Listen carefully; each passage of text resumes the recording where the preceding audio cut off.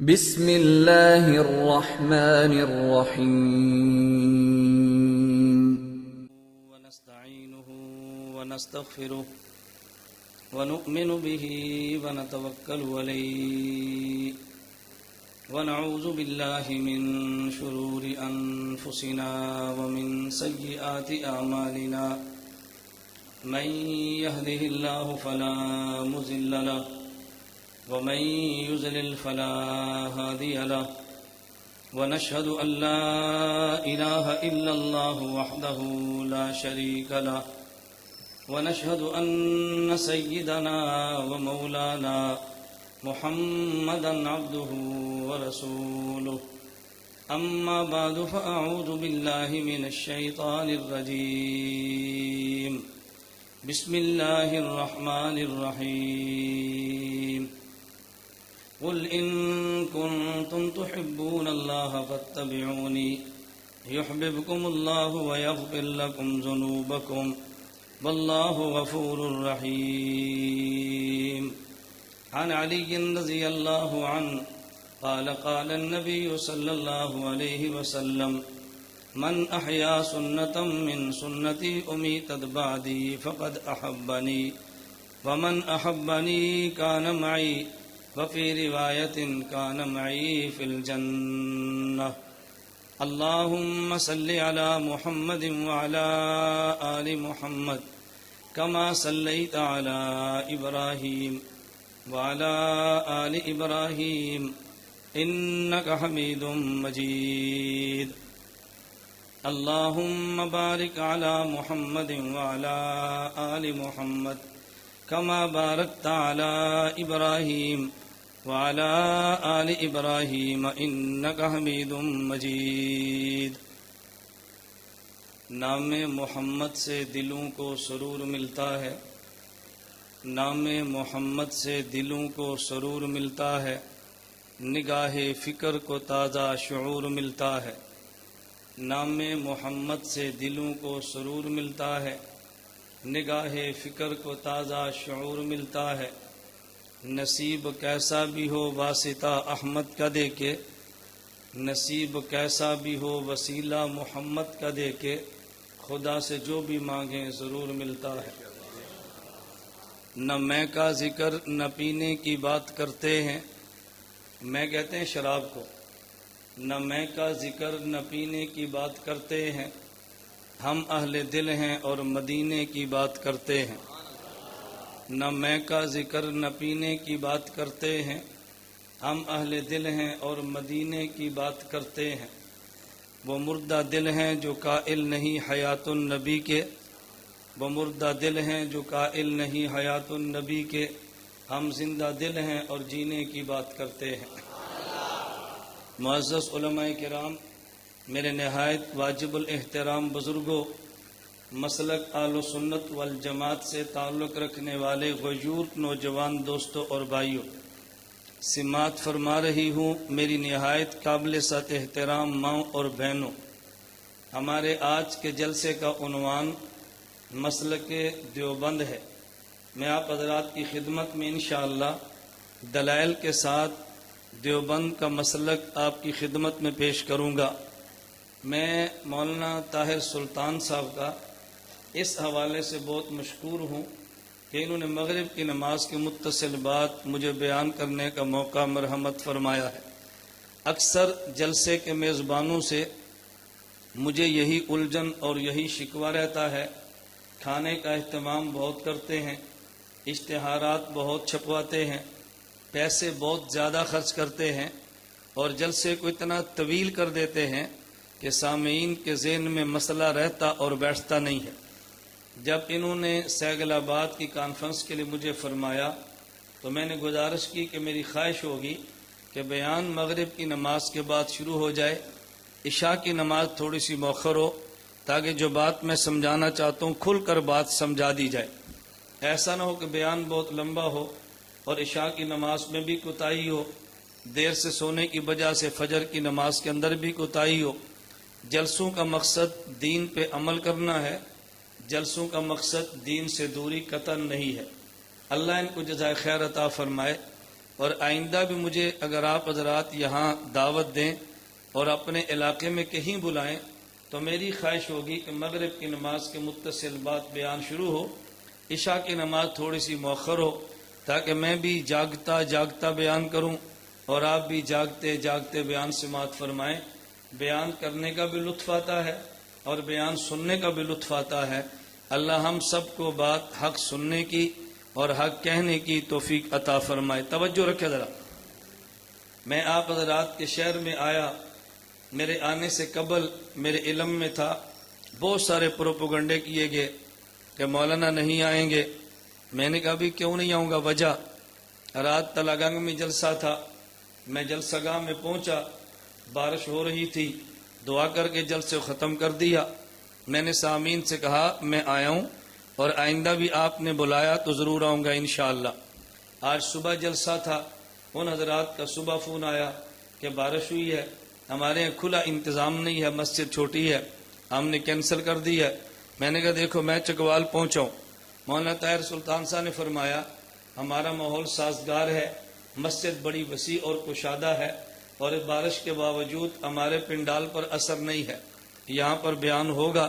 تو میں مغرب کی نماز سے 1.5 گھنٹہ پہلے پہنچ گیا ہوں تاکہ وقت پہ پہنچے۔ ایسا کم ہوتا ہے کہ خطیب ٹائم سے پہلے آئے، لیکن ہم خطیب بن کر نہیں آتے، ہم آپ کے وکیل بن کر آتے ہیں، اور وکیل عدالت میں جلدی پہنچتا ہے تاکہ میرا موکل پریشان نہ ہو۔ جلسوں میں سامعین نہ آئے تو الجھن نہیں ہوتی، آنے والا بیان کرنے والا مقرر نہ آئے تو پھر الجھن ہوتی ہے۔ ہم کبھی اپنے میزبان کو پریشان نہیں کرتے۔ میری آپ سے گزارش ہے ابھی آپ حضرات اپنے موبائل کی بیلیں بند فرما لیں، بیل بند کرنا کبھی یاد نہیں رہتی تو پھر درمیان میں موبائل بجتا ہے تو جلسہ اس سے متاثر ہوتا ہے۔ یہ دروازے کی جگہ چھوڑ دیں اور گیٹ خالی رکھیں۔ میں انتظامیہ سے گزارش کروں گا کہ ساتھیوں کو اندر بھجواتے جائیں، یہاں کسی کو کھڑا نہ ہونے دیں، لیکن ادب اور اکرام کا خیال ضرور رکھیں۔ آپ توجہ رکھیں، آپ کو نہیں کہہ رہے، گیٹ والوں کو کہہ رہے ہیں، آپ سب ادھر دیکھتے ہیں، پتہ نہیں وہاں کیا چیز تقسیم ہو رہی۔ میں ایک بات کہنے لگا تھا، بہت سارے احباب نے مجھے نہیں سنا ہوتا، میرے بارے میں بہت کچھ سنا ہوتا ہے۔ میرے جملوں پہ توجہ رکھیں، بہت سارے احباب نے مجھے نہیں سنا ہوتا، میرے بارے میں بہت کچھ سنا ہوتا ہے۔ میں اس پر ایک بات کہتا ہوں کہ جب آدمی کسی کو سنے تو ذہن اور بنتا ہے، اور جب کسی کے بارے میں سنے تو ذہن اور بنتا ہے۔ میں نے کیا بات کی ہے؟ بولیے نا۔ میں نے آپ کو مسئلہ سمجھانا ہے، یہ تو میں تمہید باندھ رہا ہوں، میں نے مسئلہ سمجھانا ہے کہ جب آدمی کسی کے بارے میں سنے تو ذہن اور ہوتا ہے، اور جب کسی کو سنے تو ذہن، بولیے نا، کسی کے بارے میں سنے تو ذہن اور کسی کو سنے تو ذہن اور ہوتا ہے۔ آپ نے میرے بارے میں سنا ہے، مجھے نہیں سنا، اس لیے اشکالات ہوتے ہیں کہ اس کو نہیں آنا چاہیے۔ اس پر میں 2-3 واقعات کہتا تاکہ آپ کو بات سمجھ آئے۔ نبی کریم صلی اللہ علیہ وسلم مکہ مکرمہ میں ہے، ایک بوڑھی مائی کو دیکھا، مکہ مکرمہ چھوڑ کے جا رہی ہے۔ نبی کریم صلی اللہ علیہ وسلم نے اس مائی کی گٹھڑی کو سر پہ اٹھایا، پوچھا امی جان کہاں جانا ہے؟ اس امی جان نے بتایا کہ میں نے فلاں جگہ پہ جانا ہے۔ نبی کریم صلی اللہ علیہ وسلم نے بوڑھی اماں کا سامان لیا، اس جگہ تک پہنچا دیا۔ جب وہاں پہنچا اور چھوڑ دیا، واپس آنے لگے تو بوڑھی اماں نے کہا اے بیٹا تو واپس جا رہا ہے، میرے ساتھ تو نے بڑی نیکی اور احسان کیا ہے، میں تجھے ایک نصیحت کرتی ہوں، مکہ میں ایک نوجوان جس کا نام محمد ہے صلی اللہ علیہ وسلم، اس کے قریب نہ جانا۔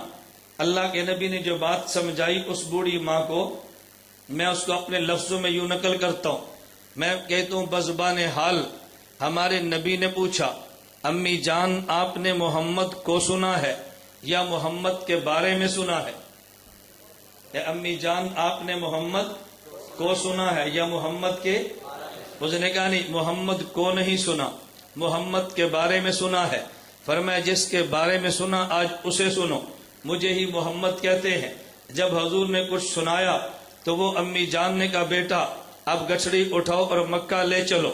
جب حضور کے بارے میں سنا تو مکہ چھوڑ رہی تھی، جب حضور کو سنا تو مکہ آ رہی تھی۔ آدمی کسی کے بارے میں سنے تو ذہن اور ہوتا ہے، اور جب کسی کو سنے تو ذہن میں پولیس والوں سے کہتا ہوں مجھے تم بھی سنو، میں ایجنسی سے کہتا ہوں مجھے تم بھی سنو، تاکہ تمہیں پتہ چلے تمہارے ملک اور تمہارے عقیدے کا خیر خواہ آیا ہے یا تمہارے چکوال کو برباد کرنے والا کوئی فسادی مولوی آیا ہے۔ سنو تو صحیح، آپ نے ہمارے بارے میں سنا، ہمیں نہیں سنا۔ توجہ رکھے، حضرت امام اعظم ابو حنیفہ اللہ ان کی قبر پہ کروڑ رحمتیں نازل فرمائے، امام احمد اعظم ابو حنیفہ کوفہ سے مکہ پہنچے، امام باقر کو سلام کیا، امام باقر نے خوش دلی سے جواب نہیں دیا۔ امام اعظم ابو حنیفہ نے پوچھا حضرت آپ چہرے پہ خوشی نہیں ہے، کو میرے بارے میں سنا ہے؟ فرمایا جی ہاں ابو حنیفہ تیرے بارے میں نے سنا۔ فرمایا جی کیا سنا ہے؟ کیا تیرے بارے میں سنا؟ ایک طرف قیاس آتا ہے اور ایک طرف اللہ کے نبی کی حدیث آتی ہے، تو حدیث کو چھوڑ دیتا ہے، قیاس کو لے لیتا ہے۔ امام ابو حنیفہ پوچھنے لگے حضرت آپ نے میرے بارے میں سنا یا مجھے سنا ہے؟ کہ ابو حنیفہ تیرے بارے میں سنا، تجھے نہیں سنا۔ فرمایا اجازت ہو تو پھر مجھے سنو۔ فرمایا بتاؤ تم کیا کہتے ہو؟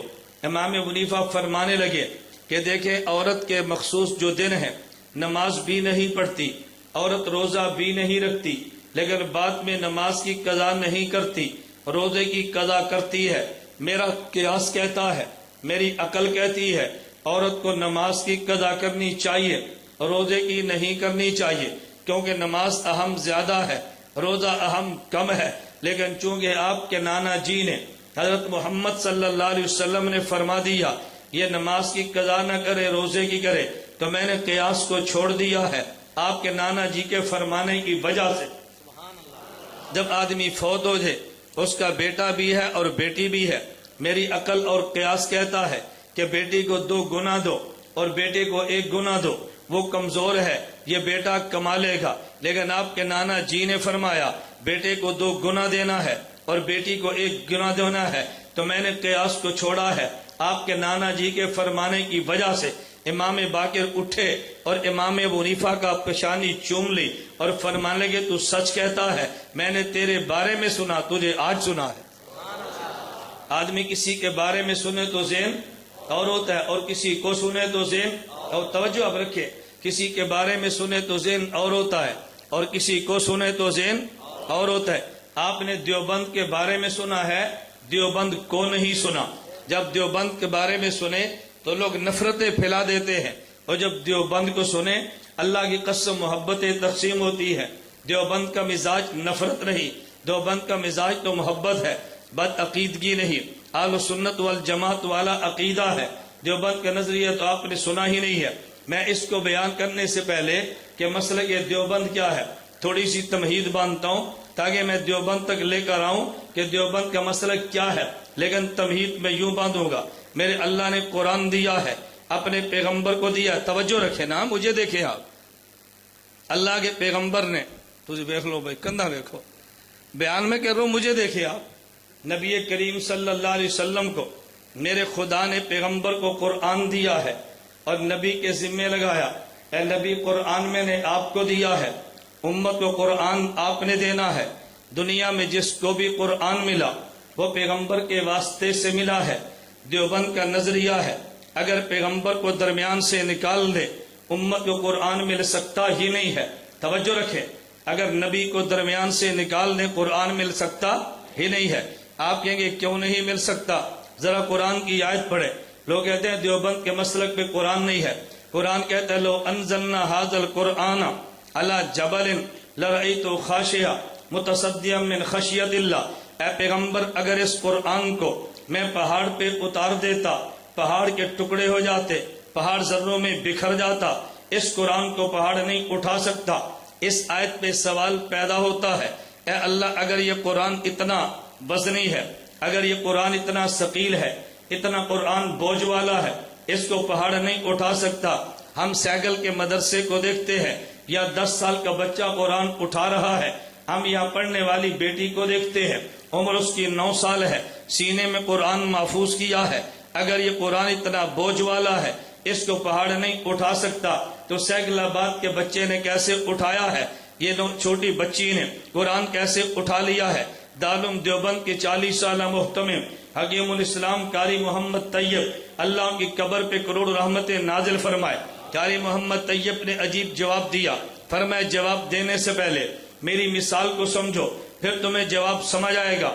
آسمان پہ سورج بھی ہے، آسمان پہ چاند بھی ہے۔ سورج کو منیر کہتے ہیں، چاند کو مستنیر کہتے ہیں۔ سورج روشنی دیتا ہے اور چاند روشنی لیتا ہے۔ سورج کی روشنی خدا نے ڈائریکٹ دی ہے، چاند کی روشنی سورج سے آتی ہے، پھر آگے نکل کے چلی جاتی ہے۔ فرمایا تم نے سورج کو دیکھا، جب دوپہر کو جوبن پہ سورج آ جائے، کوئی بندہ سورج کو دیکھنا چاہے تو نہیں دیکھ سکتا، آنکھ جواب دے جاتی ہے۔ جب سورج جوبن پر آ جائے، اگر سورج کے سامنے قمیص اتار کے بیٹھو تو جسم برداشت نہیں کرتا۔ سورج کی تپش کے سامنے جسم لاجواب ہے، لیکن 14ویں کے رات کے چاند کو دیکھو تو دیکھنے میں آنکھ کو لذت آتی ہے۔ اگر 14ویں کے چاند کے سامنے بیٹھ جاؤ تو جسم ٹھنڈک محسوس کرتا ہے۔ فرمایا وجہ کیا ہے؟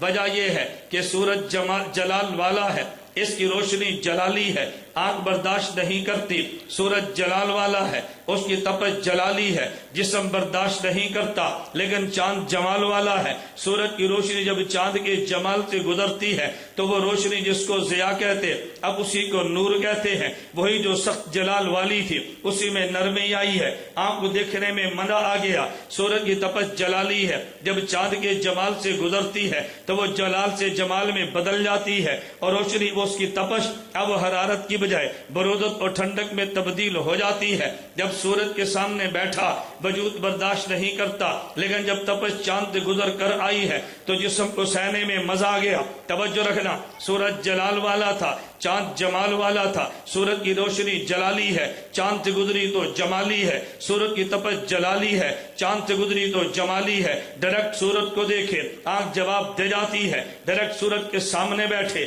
بدن جواب دے جاتا ہے۔ جب سورج سے گزر کے چاند سے گزر کے آئے تو دیکھنے میں آنکھ کو لطف آتا ہے، تپش سورج سے چاند سے گزر کر آئے تو بدن کو راحت محسوس ہوتی ہے۔ حکیم الاسلام قاری طیب کہتے ہیں خدا جلال والا ہے، میرا محمد جمال والا ہے۔ خدا کا کلام جلالی ہے، سیدھا پہاڑ پہ آتا پہاڑ ٹکڑوں میں بٹ جاتا۔ خدا نے جلالی کلام کو پہلے محمد کے جمالی سینے پہ اتارا ہے، تو جس جلالی کلام کو پہاڑ نہیں اٹھا سکتا تھا، میرے محمد کے سینے کے جمال کی برکت ہے سینکڑا بات کا 9 سال کا بچہ اٹھا رہا ہے۔ یہ میرے محمد کے جمال کی برکت ہے۔ پیغمبر کو درمیان سے نکال دے تجھے قرآن تو مل سکتا ہی نہیں ہے، یہ حضور کے جمالی سینے کی برکت ہے کہ تجھے اور مجھے قرآن ملا ہے۔ خدا نے قرآن دیا ہے لیکن ڈائریکٹ تجھے اور مجھے نہیں دیا، خدا نے پہلے قرآن پیغمبر کو دیا ہے، پھر پیغمبر کے واسطے سے خدا نے مجھے اور تجھے دیا ہے۔ اس لیے خدا نے قرآن میں اعلان کیا یا ایھا الذین آمنوا اطیعوا اللہ واطیعوا الرسول، ایمان والو تم نے اگر اللہ کی بات ماننی ہے تو تم نے پیغمبر کی بات بھی ماننی ہے۔ اس کی وجہ یہ ہے تم نے بات کو اللہ کی ماننی ہے، لیکن اللہ کی بات تب مانو گے جب تم خدا کو دیکھ لو گے، خدا کی بات تب مانو گے جب خدا کی بات سن لو گے۔ نہ بندہ خدا کی بات کو سن سکتا ہے، نہ خدا کی ذات کو دیکھ سکتا ہے، پھر بات مانے گا کیسے؟ توجہ، سوال سمجھ آیا؟ نہ بندہ خدا کی ذات کو دیکھ سکتا ہے، نہ خدا کی بات کو سن سکتا ہے، تو بات مانے گا کیسے؟ آپ کو پانی چاہیے، آپ کہتے ہیں پانی لاؤ، یہ پانی لے آئیں گے۔ اگر آدمی زبان سے نہ بولے، اب میں بیان کی طرح سے اشارہ کروں تو یہ کیا سمجھیں گے کہ مولانا پانی مانگتے ہیں، اب یہ مجھے دیکھے بھی نہ اور مجھے سنے بھی نہ، تو بتاؤ مجھے پانی دے سکتے ہیں؟ آدمی کسی کی بات مانتا ہے، کبھی اس کی ذات کو دیکھ لیتا ہے، کبھی اس کی بات کو سن لیتا ہے۔ ہم نے خدا کی ذات کو دیکھا بھی نہیں ہے، خدا کی بات کو سنا بھی نہیں ہے، خدا کی اطاعت کیسے کریں گے؟ فرمایا وَأَطِیعُوا الرَّسُولَ، میرے پیغمبر کی بات مانو۔ یہ خدا نے کیوں فرمایا؟ دیوبند کا عقیدہ سمجھنا، یہ خدا نے کیوں فرمایا یہ بتانے کے لیے۔ اس کو بند کر دو، اس کو بند کر دو، یہ بات کو آتے ہیں کیڑے مکوڑے آتے ہیں مجمع خراب، اس کو بند کر دو۔ ہاں توجہ رکھے ذرا، میں گزارش کیا کر رہا تھا، ہم نے اللہ کی ذات کو دیکھا نہیں ہے، اللہ کی بات کو سنا نہیں، پھر خدا کی بات کیسے مانے؟ فرمایا وَأَطِیعُوا الرَّسُولَ، میرے پیغمبر کی بات مانو۔ میں کہتا ہوں دیوبند کا مسلک ہے، ہم نے خدا کو دیکھا بھی نہیں ہے، ہم نے خدا کو سنا بھی نہیں ہے، لیکن جس نبی کا کلمہ پڑھا ہے اس نبی نے خدا کی ذات کو دیکھا ہے، خدا کی بات کو سنا ہے۔ خدا کی ذات کو دیکھا ہے، خدا کی بات کو سنا ہے۔ ہمارے پیغمبر نے دیکھا بھی ہے، ہمارے پیغمبر نے سنا بھی ہے، وہ دیکھا بھی ہے اور سنا بھی ہے۔ ایک مرتبہ بیان میں حضرت مولانا طارق جمیل دامت برکاتہم بیان فرما رہے تھے، اور دوران بیان فرمانے لگے کہ ہمارے نبی عرش پہ گئے ہیں اور عرش پہ جا کے خدا کا دیدار کیا ہے، یہ انہوں نے بیان فرمایا۔ شیخ الحدیث مولانا زکریہ نبر الامر قدہو نے بھی لکھا ہے، ایک مولوی صاحب اٹیک کرنے لگے، اعتراض کرنے لگے اور مولانا طارق جمیل پر اعتراض کیا کہ یہ جو مولانا طارق جمیل نے کہا کہ اللہ کے نبی نے عرش پہ جے کے خدا کو دیکھا، کیا یہ بالکل غلط کہا ہے؟ کیوں غلط کہا؟ کہتے ہیں جو حدیث پڑھی ہے یہ قرآن کے خلاف ہے، اور وہ حدیث جو قرآن کے خلاف ہم نہیں مانتے، یہی دنیا میں دھندا چلتا ہے۔ لوگ کہتے ہیں دیوبند کی حدیث قرآن کے خلاف، قرآن کے خلاف۔ میں آج آپ کے سامنے بیٹھا ہوں، آپ مجھے 1000 چٹیں لکھیں، مجھے کوئی عقیدہ بیان کریں جو قرآن کے خلاف ہو، میں تمہیں قرآن کی آیت پڑھ دوں گا۔ کیوں جھوٹ بولتے ہو؟ دیوبند کا کوئی مسلک قرآن کے خلاف نہیں ہے، کوئی عقیدہ قرآن کے خلاف نہیں ہے۔ بعض لوگوں نے اصول گڑا ہے، یہ حدیث قرآن کے خلاف ہے، اسے بھی چھوڑ دو، یہ حدیث قرآن کے خلاف ہے، اسے بھی چھوڑ دو، یہ حدیث قرآن کے خلاف ہے، اسے بھی چھوڑ دو۔ حدیثیں کبھی قرآن کے خلاف نہیں ہوا کرتی، کبھی نظر آتی ہیں، ہوتی نہیں ہیں۔ نہیں سمجھے؟ خلاف ہوتی نہیں ہے، خلاف نظر آتی ہیں۔ جب نظر آئیں تو اہل نظر سے نظر کا علاج کراؤ، پھر تمہیں حدیث قرآن کے مطابق نظر آئیں گی۔ چلے ایک بات چل پڑی تو میں کہتا ہوں، قرآن کریم میں ہے وَمَا خَلَقْتُ الْجِنَّ وَالْإِنسَ إِلَّا لِيَعْبُدُونَ۔ دیوبند کا نظریہ ہے، دیوبند کا مسلک اور عقیدہ ہے، اللہ نے اس کائنات کو بنایا، انسان کو بنایا، اپنے پیغمبر کے صدقے بنایا۔ ابھی مجھ سے پہلے اسٹیج پر یہی اعلان ہو رہا تھا، کائنات میں جو کچھ ملا حضور کے صدقے ملا۔ ہم نے اس میں حدیث مبارک پڑھی ہے، حضرت عمر بن خطاب رضی اللہ عنہ فرماتے ہیں کہ نبی کریم صلی اللہ علیہ وسلم نے فرمایا، حضرت آدم سے جب خطا ہو گئی، حضرت آدم نے خدا سے دعا مانگی، اللہم انی اسألک بحق محمد ان تغفر لی، اے اللہ میں تجھ سے تیرے محمد کا وسیلہ دے کر دعا مانگتا ہوں، اے اللہ تو مجھے معاف کر دے۔ خالق نے پوچھا کیف عرفت محمد ولم اخلق، اے آدم ابھی تک تو میں نے اپنے محبوب محمد کو پیدا نہیں کیا، تو نے کیسے پہچانا ہے؟ آدم علیہ السلام نے عرض کیا لما خلقتنی بیدک، جب آپ نے مجھے پیدا فرمایا، ونفخت فی من روحک، میرے بدن میں روح کو ڈالا، رفعت راسی، میں نے سر اٹھایا، ریت علی قوائم العرش مکتوبہ، میں نے عرش پہ لکھا ہوا دیکھا، لا الہ الا اللہ محمد الرسول اللہ، مجھے اس وقت یقین ہو گیا، عرفت انک لم تضف الی اسمک الا حب الخلق الیک، مجھے یقین آ گیا اللہ اپنے نام کے ساتھ اسی کا نام لکھتا ہے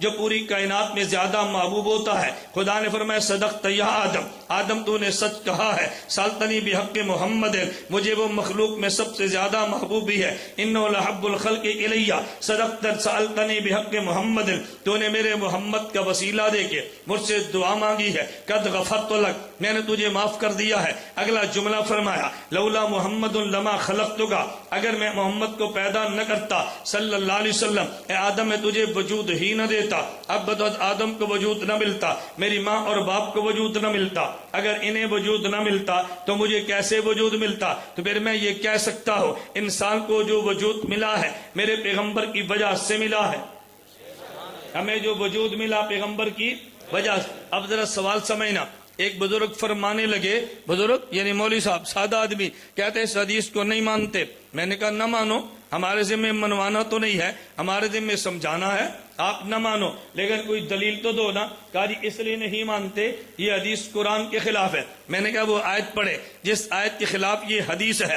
وہ کہنے لگے جی قرآن کریم میں ہے وما خلقت الجن والانس الا لیعبدون، ہم نے تمہیں عبادت کے لیے پیدا کیا، قرآن کہتا ہے عبادت کے لیے پیدا کیا، تم کہتے ہو حضور کی وجہ سے پیدا کیا۔ یہ دیکھو قرآن کا حدیث قرآن کے خلاف آ گئی، اور جو حدیث قرآن کے خلاف ہو وہ نہیں مانتے۔ میں نے کہا نہ تو آیت بھی نہیں سمجھا، تو حدیث بھی نہیں سمجھا، اگر سمجھتا کبھی اس حدیث کو قرآن کے خلاف نہ کہتا۔ آپ کو کہ جی وہ کیسے؟ میں مثال دوں گا تو آپ کو بات سمجھ آئے گی، توجہ رکھنا۔ اگر میں اس پہ دلائل علمی چھیڑوں گا آپ کی فہم سے بات اوپر چلے جائے گی۔ میں ذرا مثال دیتا ہوں تاکہ آپ کو بات سمجھ آئے، اور میں علماء سے یہ عرض کرتا ہوں ہمیشہ یاد رکھنا، اگر گفتگو تمہاری عالم سے ہو تو پھر دلیل پیش کرنا، اگر گفتگو تمہاری غیر عالم سے ہو تو پھر مثال پیش کرنا۔ عالم قائل دلیل سے ہوتا ہے اور غیر عالم قائل مثال سے ہوتا ہے۔ غیر عالم قائل کس سے ہے؟ مثال سے۔ عالم قائل ہوتا ہے دلیل سے اور غیر عالم قائل ہوتا ہے مثال سے۔ اس لیے میں مثال دیتا ہوں بات سمجھانے کے لیے۔ جنریٹر درود پاک پڑھے ہوئے۔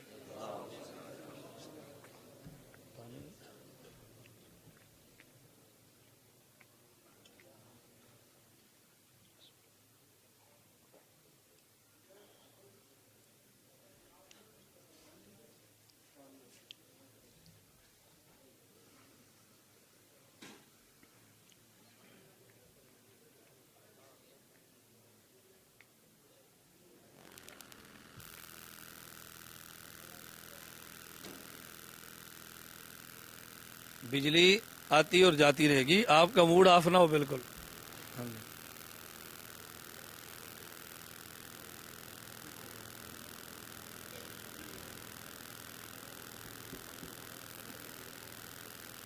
چل گیا توجہ. میں کہتا ہوں عالم کو قائل دلیل سے اور غیر عالم کو قائل. دیکھو میں جاہل نہیں کہہ رہا، آپ کا احترام کر رہا ہوں. عالم کو قائل دلیل سے اور غیر عالم کو قائل مثال سے کرتے ہیں. میں نے ایک جگہ بیان کیا اور بیان کہا تھا جامع حیدریہ سندھ، میرا جانا ہوا سبق تھا، جمعہ میرا مرکزی مسجد میں تھا. تو بیان کے بعد ایک نوجوان آیا اور مجھ سے آ کے کہنے لگا جی ایک بات پوچھنی ہے. میں نے کہا بھی اگر ماننی ہے پھر تو پوچھ لو، اگر نہیں ماننی تو نہ پوچھو، اس عالم سے پوچھو جس کی آپ کو عقیدت ہے. مجھے کہتے جی نہیں میں مان لوں گا اگر سمجھ آئی. میں نے کہا پوچھے. مجھے کہتے حضرت امام اعظم ابو حنیفہ تم یہ کہتے ہو ان کی تقلید کرنا واجب ہے. میں نے کہا ان کی تو نہیں کہتے، ہم کہتے ہیں مجتہد کی تقلید کرنا واجب ہے. امام شافعی، امام مالک، امام احمد، امام اعظم ابو حنیفہ کوئی بھی ہو. مجھے کہتے ہیں جو تقلید نہ کرے، میں نے کہا گناہ گار ہوتا ہے. تقلید کرنا میں نے کہا واجب ہوتا ہے. سوال سمجھنا.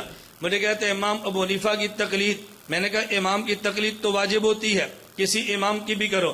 مجھے کہتے ہیں تقلید نہ کرے تو، میں نے کہا گناہ ہوتا ہے. کہتے ہیں امام اعظم ابو حنیفہ رحمت اللہ علیہ کس کے مقلد تھے؟ میں نے کہا کسی کے مقلد بھی نہیں تھے. کہتے ہیں پھر وہ بھی گناہ گار ہوئے. میں نے کہا مقلد بھی نہیں تھے، گناہ گار بھی نہیں تھے. مجھے کہتے جی کیوں؟ میں نے کہا مسئلہ جناب سے پوچھتا ہوں، مجھے تم یہ بتاؤ کہ باجماعت نماز پڑھنا ضروری ہے؟ مجھے کہتے جی بالکل. میں نے کہا باجماعت نماز نہ پڑھے تو پھر کہتے ہیں گناہ ہوتا ہے. میں نے کہا باجماعت نماز کسے کہتے ہیں؟ کہتے ہیں چند لوگ ایک امام کے پیچھے کھڑے ہوں، اس کا نام باجماعت نماز ہے. میں نے کہا تم سارے باجماعت پڑھتے ہو، تمہارا امام بے جماعت پڑھتا ہے. مجھے کہتے ہیں کیوں؟ میں نے کہا تم تو امام کے پیچھے ہو، تمہارا امام کس کے پیچھے ہے؟ مجھے کہتے ہیں وہ تو خود امام ہے، وہ کیوں پڑھے گا؟ میں نے کہا یہ بتا ہر انسان کے لیے نبی کا کلمہ پڑھنا فرض ہے؟ مجھے کہتے ہیں جی بالکل فرض ہے. میں نے کہا پھر بتا نبی کریم صلی اللہ علیہ وسلم انسان ہے، کس کا کلمہ پڑھا ہے؟ کہتا ہے وہ تو خود نبی ہے، وہ کسی کا کلمہ کیوں پڑھے؟ میں نے کہا مسئلہ تو نے صاف کر دیا، ہر انسان پہ نبی کا کلمہ پڑھنا فرض ہے، حضور خود نبی ہے، کسی کا کلمہ کیوں پڑھے؟ مقتدی امام کے پیچھے ہے، امام خود امام ہے، کسی کے پیچھے کیوں کھڑا ہو؟ ہم تقلید کریں گے اس لیے کہ وہ امام ہے، ان کی کریں گے، وہ نہیں کریں گے کیونکہ وہ خود امام ہے. مجھے کہنے لگا امام تو اور بھی ہے، آپ نے اوروں کو چھوڑ کے اس امام کی تقلید کیوں کی ہے؟ میں نے کہا اس شہر میں مسجد تو اور بھی ہے، تو اور مسجدوں کو چھوڑ کے یا جمعے کے لیے کیوں آیا ہے؟ کہتا ہے یہ وہ مسجد چھوٹی ہے، یہ مسجد بڑی ہے. میں نے کہا باقی امام چھوٹے ہیں، یہ امام بڑا ہے. مجھے کہتا ہے سائیں سندھی تھا، سائیں آپ دلیل نہیں دیتے، مثال دیتے ہیں. میں نے کہا تیرا مولوی آئے گا تو دلیل دیں گے، تو جیسا آئے گا تو مثال دیں گے. مولوی کو دلیل دیتے ہیں اور غیر مولوی کو مثال. توجہ رکھنا. تو اس نے سوال کیا کیا؟ یہ تمہاری حدیث قرآن کے ذہن میں ہے نا؟ یہ حدیث قرآن کے. میں نے کہا میں مثال دیتا ہوں. ابھی سیکلا بات میں نے بیان کیا، بیان سے فارغ ہوتا ہوں. ایک نوجوان مجھ سے پوچھتا ہے اچھا جی مولانا صاحب آپ بتائیں آپ سیکل آباد کیوں آئے تھے؟ میں نے کہا اس لیے آیا کہ مجھے مولانا طاہر سلطان نے دعوت دی ہے. اس نے اس نوجوان سے پوچھا اچھا تو بتا مولانا الیاس گھمن صاحب کیوں آئے ہیں؟ یہ کہتے تجھے نہیں پتا، تقریر کرنے کے لیے آئے ہیں، بیان کرنے کے لیے آئے ہیں. اب اس نوجوان نے شور کرنا شروع کر دیا. دیکھو جی اس کا ذہن اور مولوی صاحب کا ذہن اور ہے، ان کی آپس میں بات ہی نہیں ملتی. ہم نے مولانا سے پوچھا تو یہ کہتے ہیں ان کی دعوت پہ آیا ہوں. اس نوجوان سے پوچھا تو یہ کہتا ہے بیان کرنے کے لیے آیا ہوں. تو مولانا کچھ اور کہتے ہیں، نوجوان کچھ اور کہتا ہے. میں پکڑ کے کہتا ہوں بیٹا ادھر آؤ، یہ بھی ٹھیک کہتے ہیں اور میں بھی ٹھیک کہتا ہوں. جب آپ نے مجھ سے پوچھا بیان کے لیے کیوں تو میں نے آنے کا سبب بیان کیا کہ مجھے مولانا طاہر سلطان نے دعوت دی ہے. ان سے پوچھا کیوں آئے ہیں، اس لیے آنے کا مقصد بیان کیا کہ بیان کرنے کے لیے آئے ہیں. میرے آنے کا مقصد بیان ہے اور میرے آنے کا سبب مولانا طاہر سلطان ہے. سبب اور ہوتا ہے، مقصد اور ہوتا ہے. خدا نے قرآن میں بتایا وما خلقت الجن والانس الا لیعبدون، میں نے تمہیں پیدا کیا عبادت کے لیے. یہ خدا نے انسان کی پیدائش کا مقصد بیان کیا جو عبادت ہے. اور جو حدیث حدیث مبارک میں ہے لولا خلقتک لولا خلقت محمدا لما خلقتک لولا محمد لما خلقتک، اگر میں حضور کو پیدا نہ کرتا آدم تجھے بھی پیدا نہ کرتا۔ یہ پیدائش کا سبب بیان کیا ہے، تو جس طرح میرے آنے کا سبب میزبان کا دعوت دینا ہے، آنے کا مقصد بیان کرنا ہے، انسان کی پیدائش کا سبب عبادت کرنا ہے، اور اس کا سبب حضور کی آمد ہے۔ میں نے کہا سبب اور ہوتا ہے، مقصد اور ہوتا ہے۔ مجھے کوئی آیت تم ابھی پیش کرو، علماء دیوبند کے عقیدے کے خلاف قرآن کی آیت ہو، کیوں جھوٹ بولتے ہو؟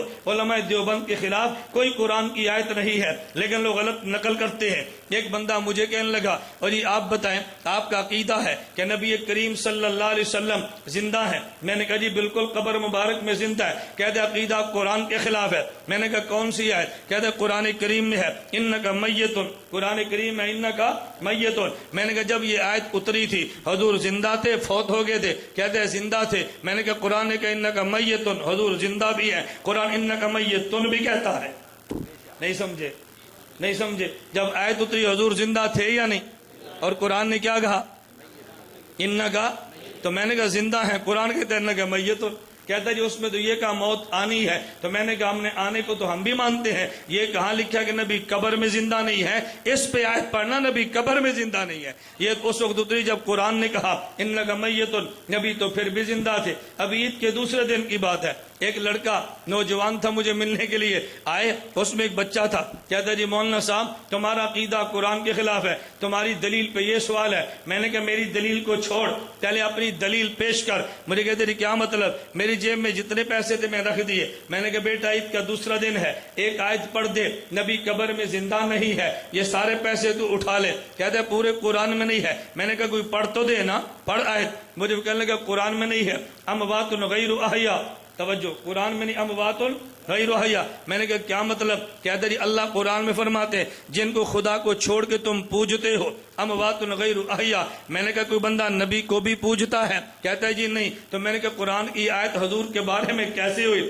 مجھے بتا تو صحیح۔ میں نے کہا چلے بیٹا میں سوال کرتا ہوں، تو نے آیت پڑھی اموات غیر احیاء، اموات ان کا کیا معنی ہے؟ کہتا ہے جی مردے، سمجھنا اموات ان کا معنی مردے۔ میں نے کہا غیر احیاء کا معنی؟ کہتے ہیں مردے۔ تو میں نے کہا اموات کا معنی بھی مردہ، غیر احیاء کا معنی بھی مردہ، تو خدا نے دو بار کیوں فرمایا؟ خدا صرف اموات ہی کہہ دیتے۔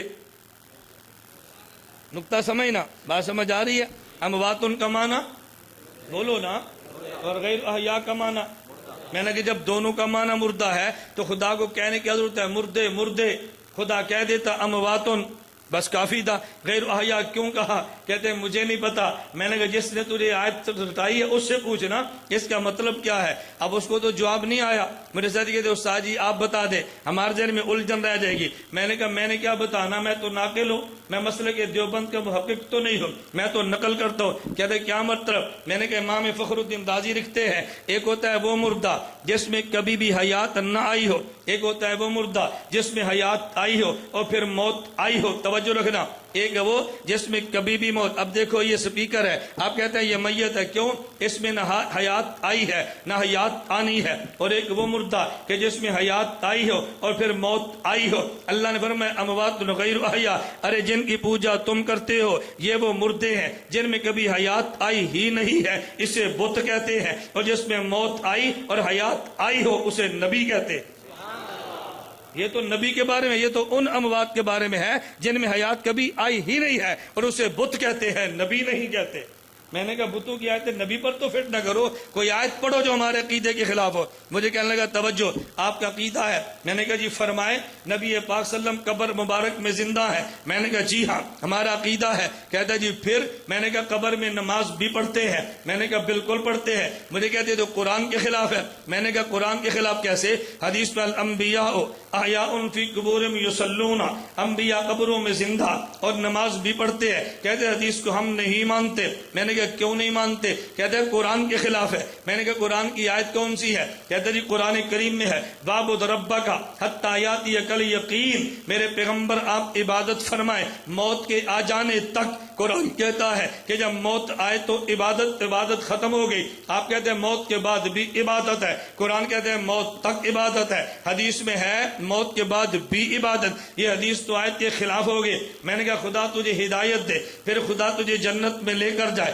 مجھے بتا جب جنت میں جائے گا تو جنت والے کہیں گے السلام علیکم. کہتا جی کہیں گے. میں نے کہا کہاں لکھا ہے؟ کہتے ہیں تو قرآن میں ہے بتائیتم فیہا السلام. میں نے کہا سلام کرنا عبادت ہے یا نہیں؟ کہتے ہیں عبادت ہے. تو میں نے کہا جنت موت سے پہلے یا بعد میں؟ کہتے ہیں موت کے بعد. تو میں نے کہا جنت میں جا کے پھر عبادت کیسے آ گئی؟ تو کہتے ہیں عبادت ہے نہیں. تو جنت میں عبادت تو قرآن کہتا ہے. میں نے کہا جنتی کو نعمت ملے گی کہ الحمدللہ الذی اذہب, قرآن کہتا ہے یہ کہ اللہ تیرا شکر ہے. تو الحمدللہ کہنا عبادت ہے یا نہیں؟ کہتا ہے عبادت ہے. تو میں نے کہا جنتی جب تو کہتا ہے عبادت نہیں ہے تو قرآن تو کہتے ہے عبادت ہے, بتا تیری بات مانے قرآن کی مانے. کہتے ہیں پھر اس آیت کا معنی کیا ہوگا؟ میں نے کہا اس آیت کا معنی نہ تو بیان کر نہ میں بیان کرتا ہوں. آیت کا معنی محققین سے پوچھ. حکیم الامت تھانوی فرماتے ہیں, توجہ, حکیم الامت تھانوی فرماتے ہیں عبادت کی دو قسمیں ہیں. ایک عبادت تکلیفی ہے, ایک عبادت تلذذی ہے. عبادت تکلیفی کا معنی عبادت کریں تو اجر ملتا ہے,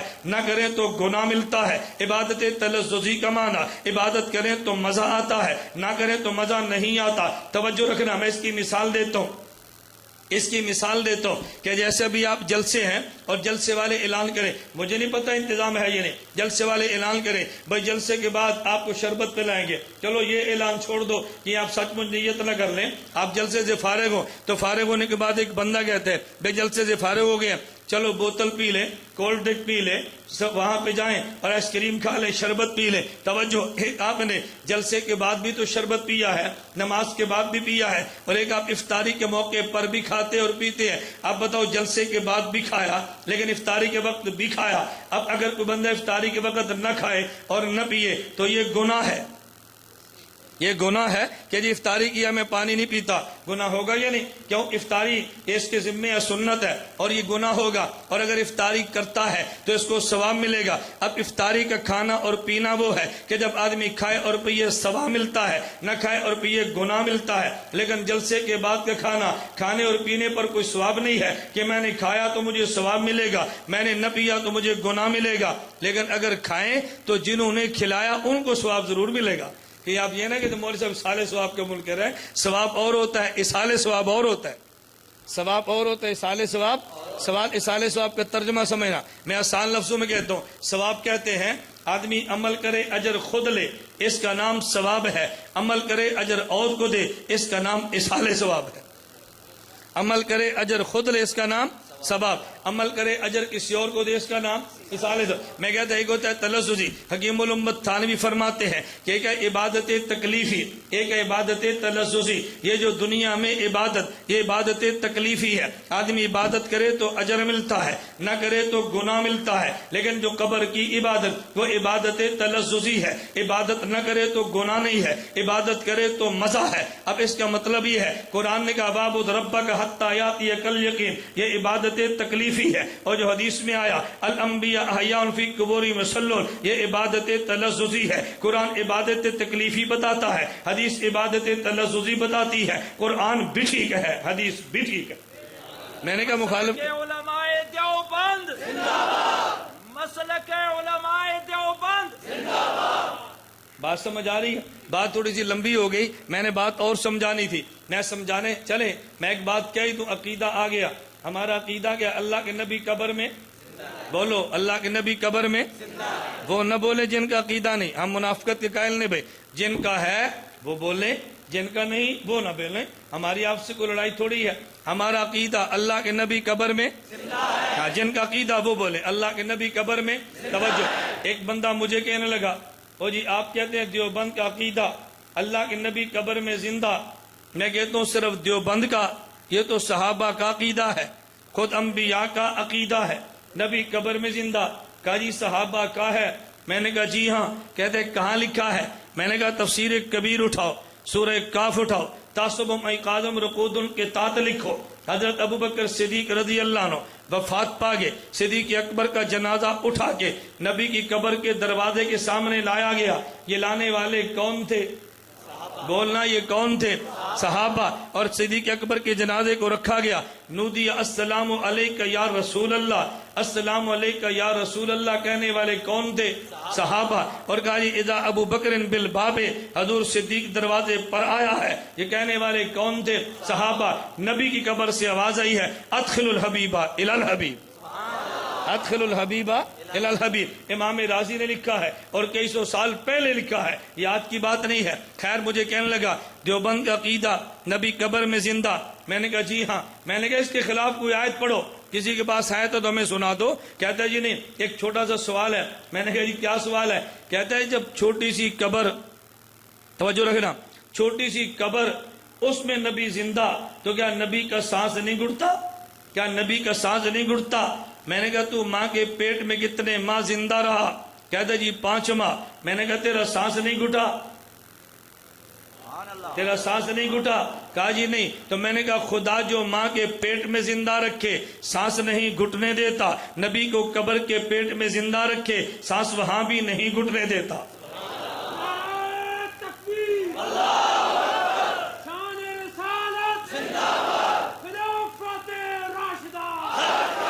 تم یہ بات کیسے؟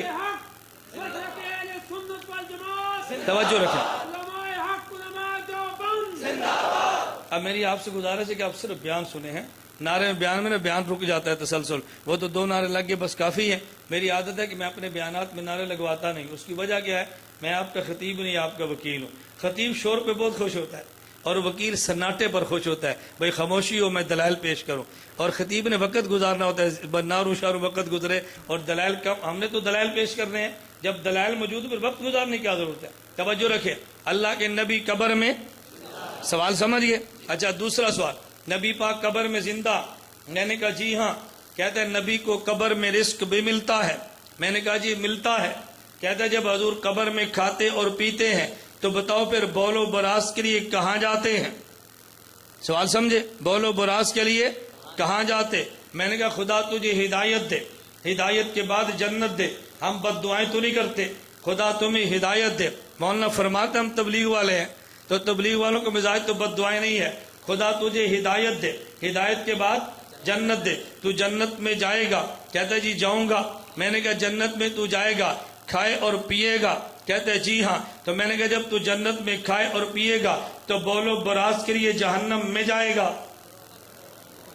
بولو، توجہ رکھیں، بولو براز کے لیے جہنم میں جائے گا. مجھے کہتے جی نہیں. تو میں نے کہا تو حضور کے بارے میں کہہ رہا تھا کہ جب رزق ملتا ہے کھاتے اور پیتے تو بولو براز کے لیے کہاں جاتے ہیں؟ میں تجھ سے پوچھتا ہوں جب تو جنت میں کھائے اور پیے گا تو بولو براز کے لیے کہاں جائے گا؟ مجھے وہ کہنے لگا اور جی جنت میں تو بولو براز ہوتا ہی نہیں ہے. میں کہتا ہوں نبی کا روضہ بھی تو جنت ہے، نبی کا روضہ بھی تو جنت ہے نا. جب وہاں حاجت نہیں تو یہاں بھی حاجت نہیں. مجھے کہنے لگا جی نبی کا روضہ جنت ہے. میں نے کہا جی بالکل جنت ہے. میں نہیں مانتا.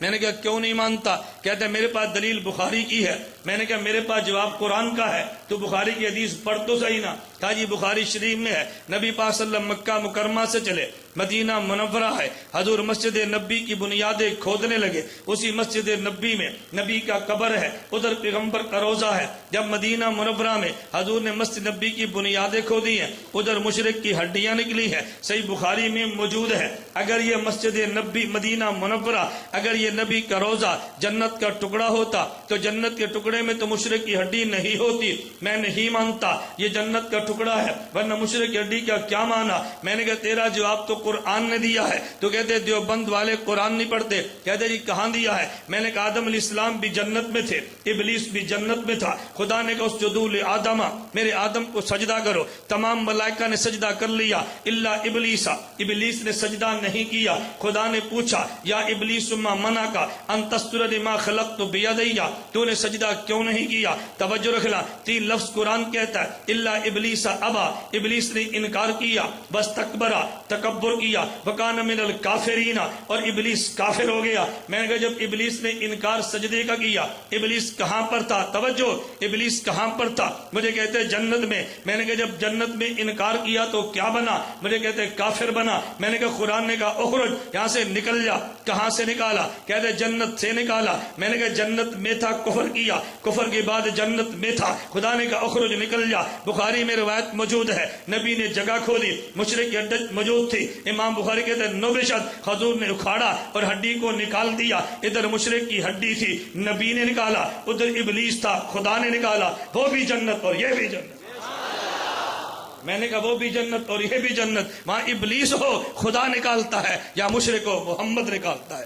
میں نے کہا وہ بھی جنت اور یہ بھی جنت۔ کوئی اور آیت پر جو دیوبند کے عقیدے کے خلاف ہو، کیوں جھوٹ بولتے ہو کہ تمہارا مسلک قرآن کے خلاف ہے؟ میں بتا یہ رہا تھا، کہتے ہیں نبی قبر میں زندہ، میں نے کہا جی بالکل زندہ، نماز بھی پڑھتے ہیں، میں نے کہا جی بالکل پڑھتے ہیں۔ کہتا ہے سوال سنو، کہتا ہے جب قبر میں نماز پڑھتے ہیں تو یہ بتاؤ نماز بغیر وضو کے ہوتی ہے؟ میں نے کہا نہیں ہوتی۔ اچھا پھر حضور وضو کرنے کے لیے کہاں جاتے ہیں، نماز کیسے پڑھتے ہیں؟ میں نے کہا مجھے تو بتا۔ جب اللہ کے نبی قبر میں گئے، حضور پاک روزے مبارک میں گئے، صحابہ کرام نے نبی کریم صلی اللہ علیہ وسلم کو غسل دیا تھا؟ مجھے کہتے ہیں جی ہاں غسل دیا تھا۔ میں نے کہا یہ بتاؤ غسل سے وضو ہوتا ہے یا نہیں؟ کہتے جی ہو جاتا ہے۔ میں نے کہا اس کا معنی یہ کہ نبی وضو کر کے گئے ہیں؟ کہتا جی ہاں۔ میں نے کہا اس کے بعد وضو کا ٹوٹنا تو بتا دے، کرنا میں بتاتا ہوں۔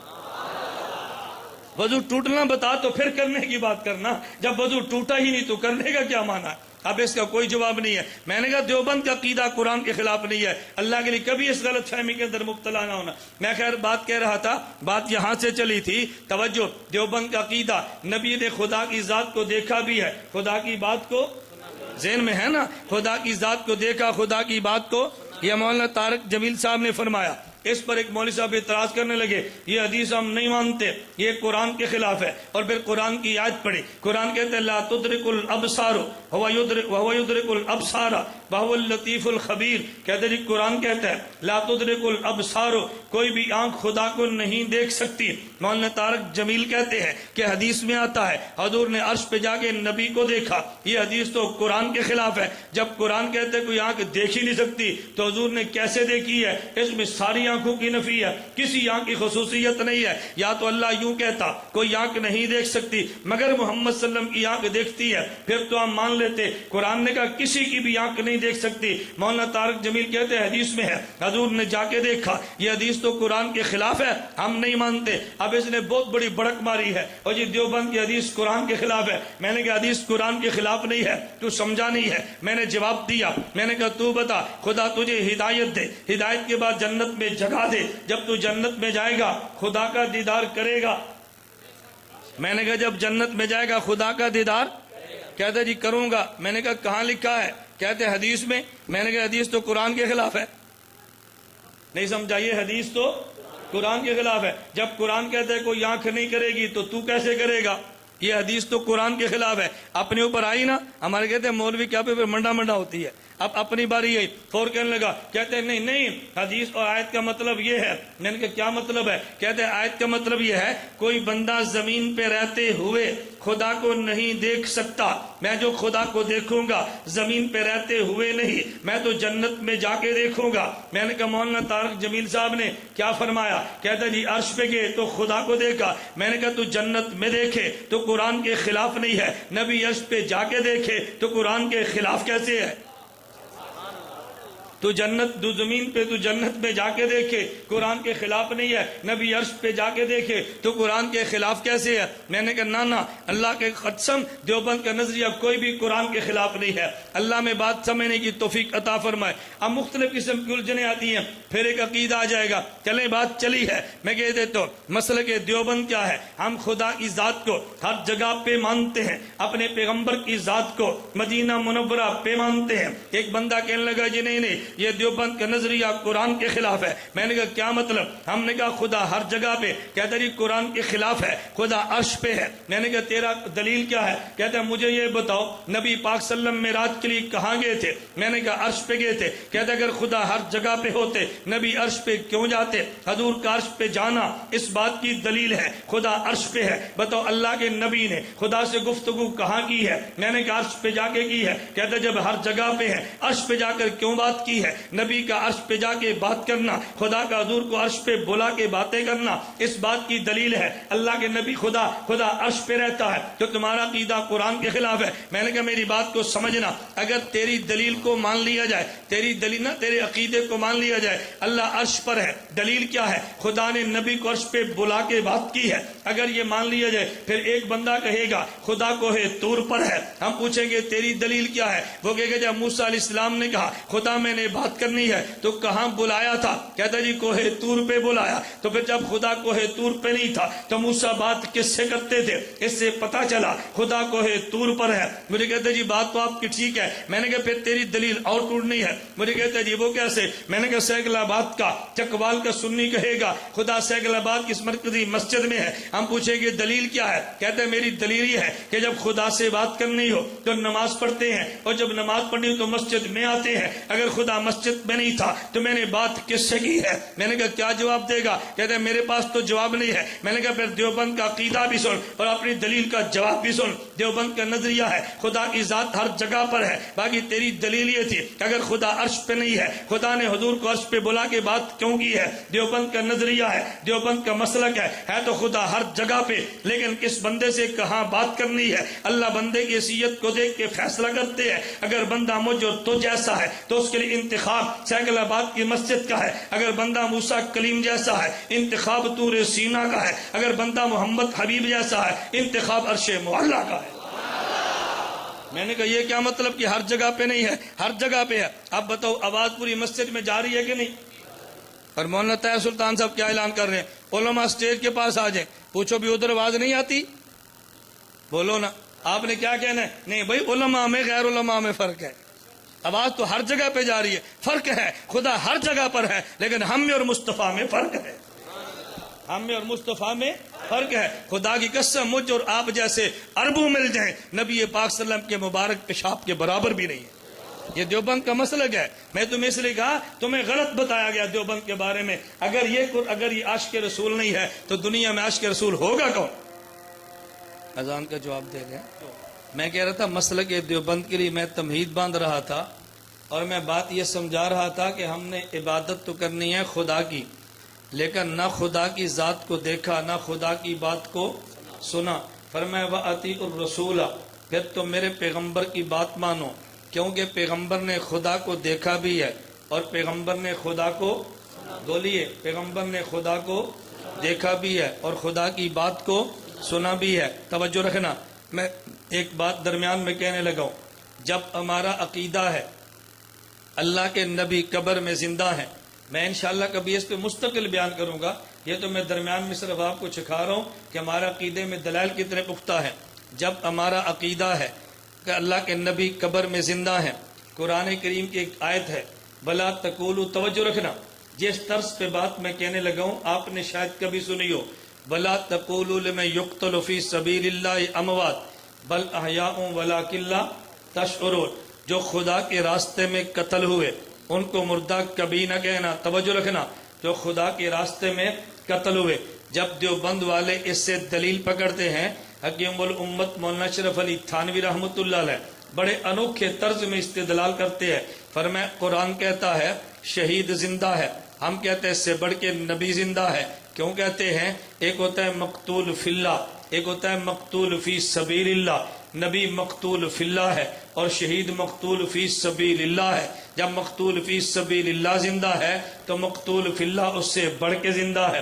مقتول فی اللہ, توجہ رکھے, مقتول فی اللہ اور مقتول فی سبیل اللہ کسے کہتے ہیں؟ شہید خدا کو نہیں دیکھتا, خدا کے راستے کو دیکھتا ہے, اور نبی راستے کو نہیں خدا کو دیکھتا ہے. تو جس نے خدا کے راستے کو دیکھا اور جان دی ہے اسے مقتول فی سبیل اللہ کہتے ہیں, اور جو خدا کو دیکھ کر جان دے اسے مقتول فی اللہ کہتے ہیں.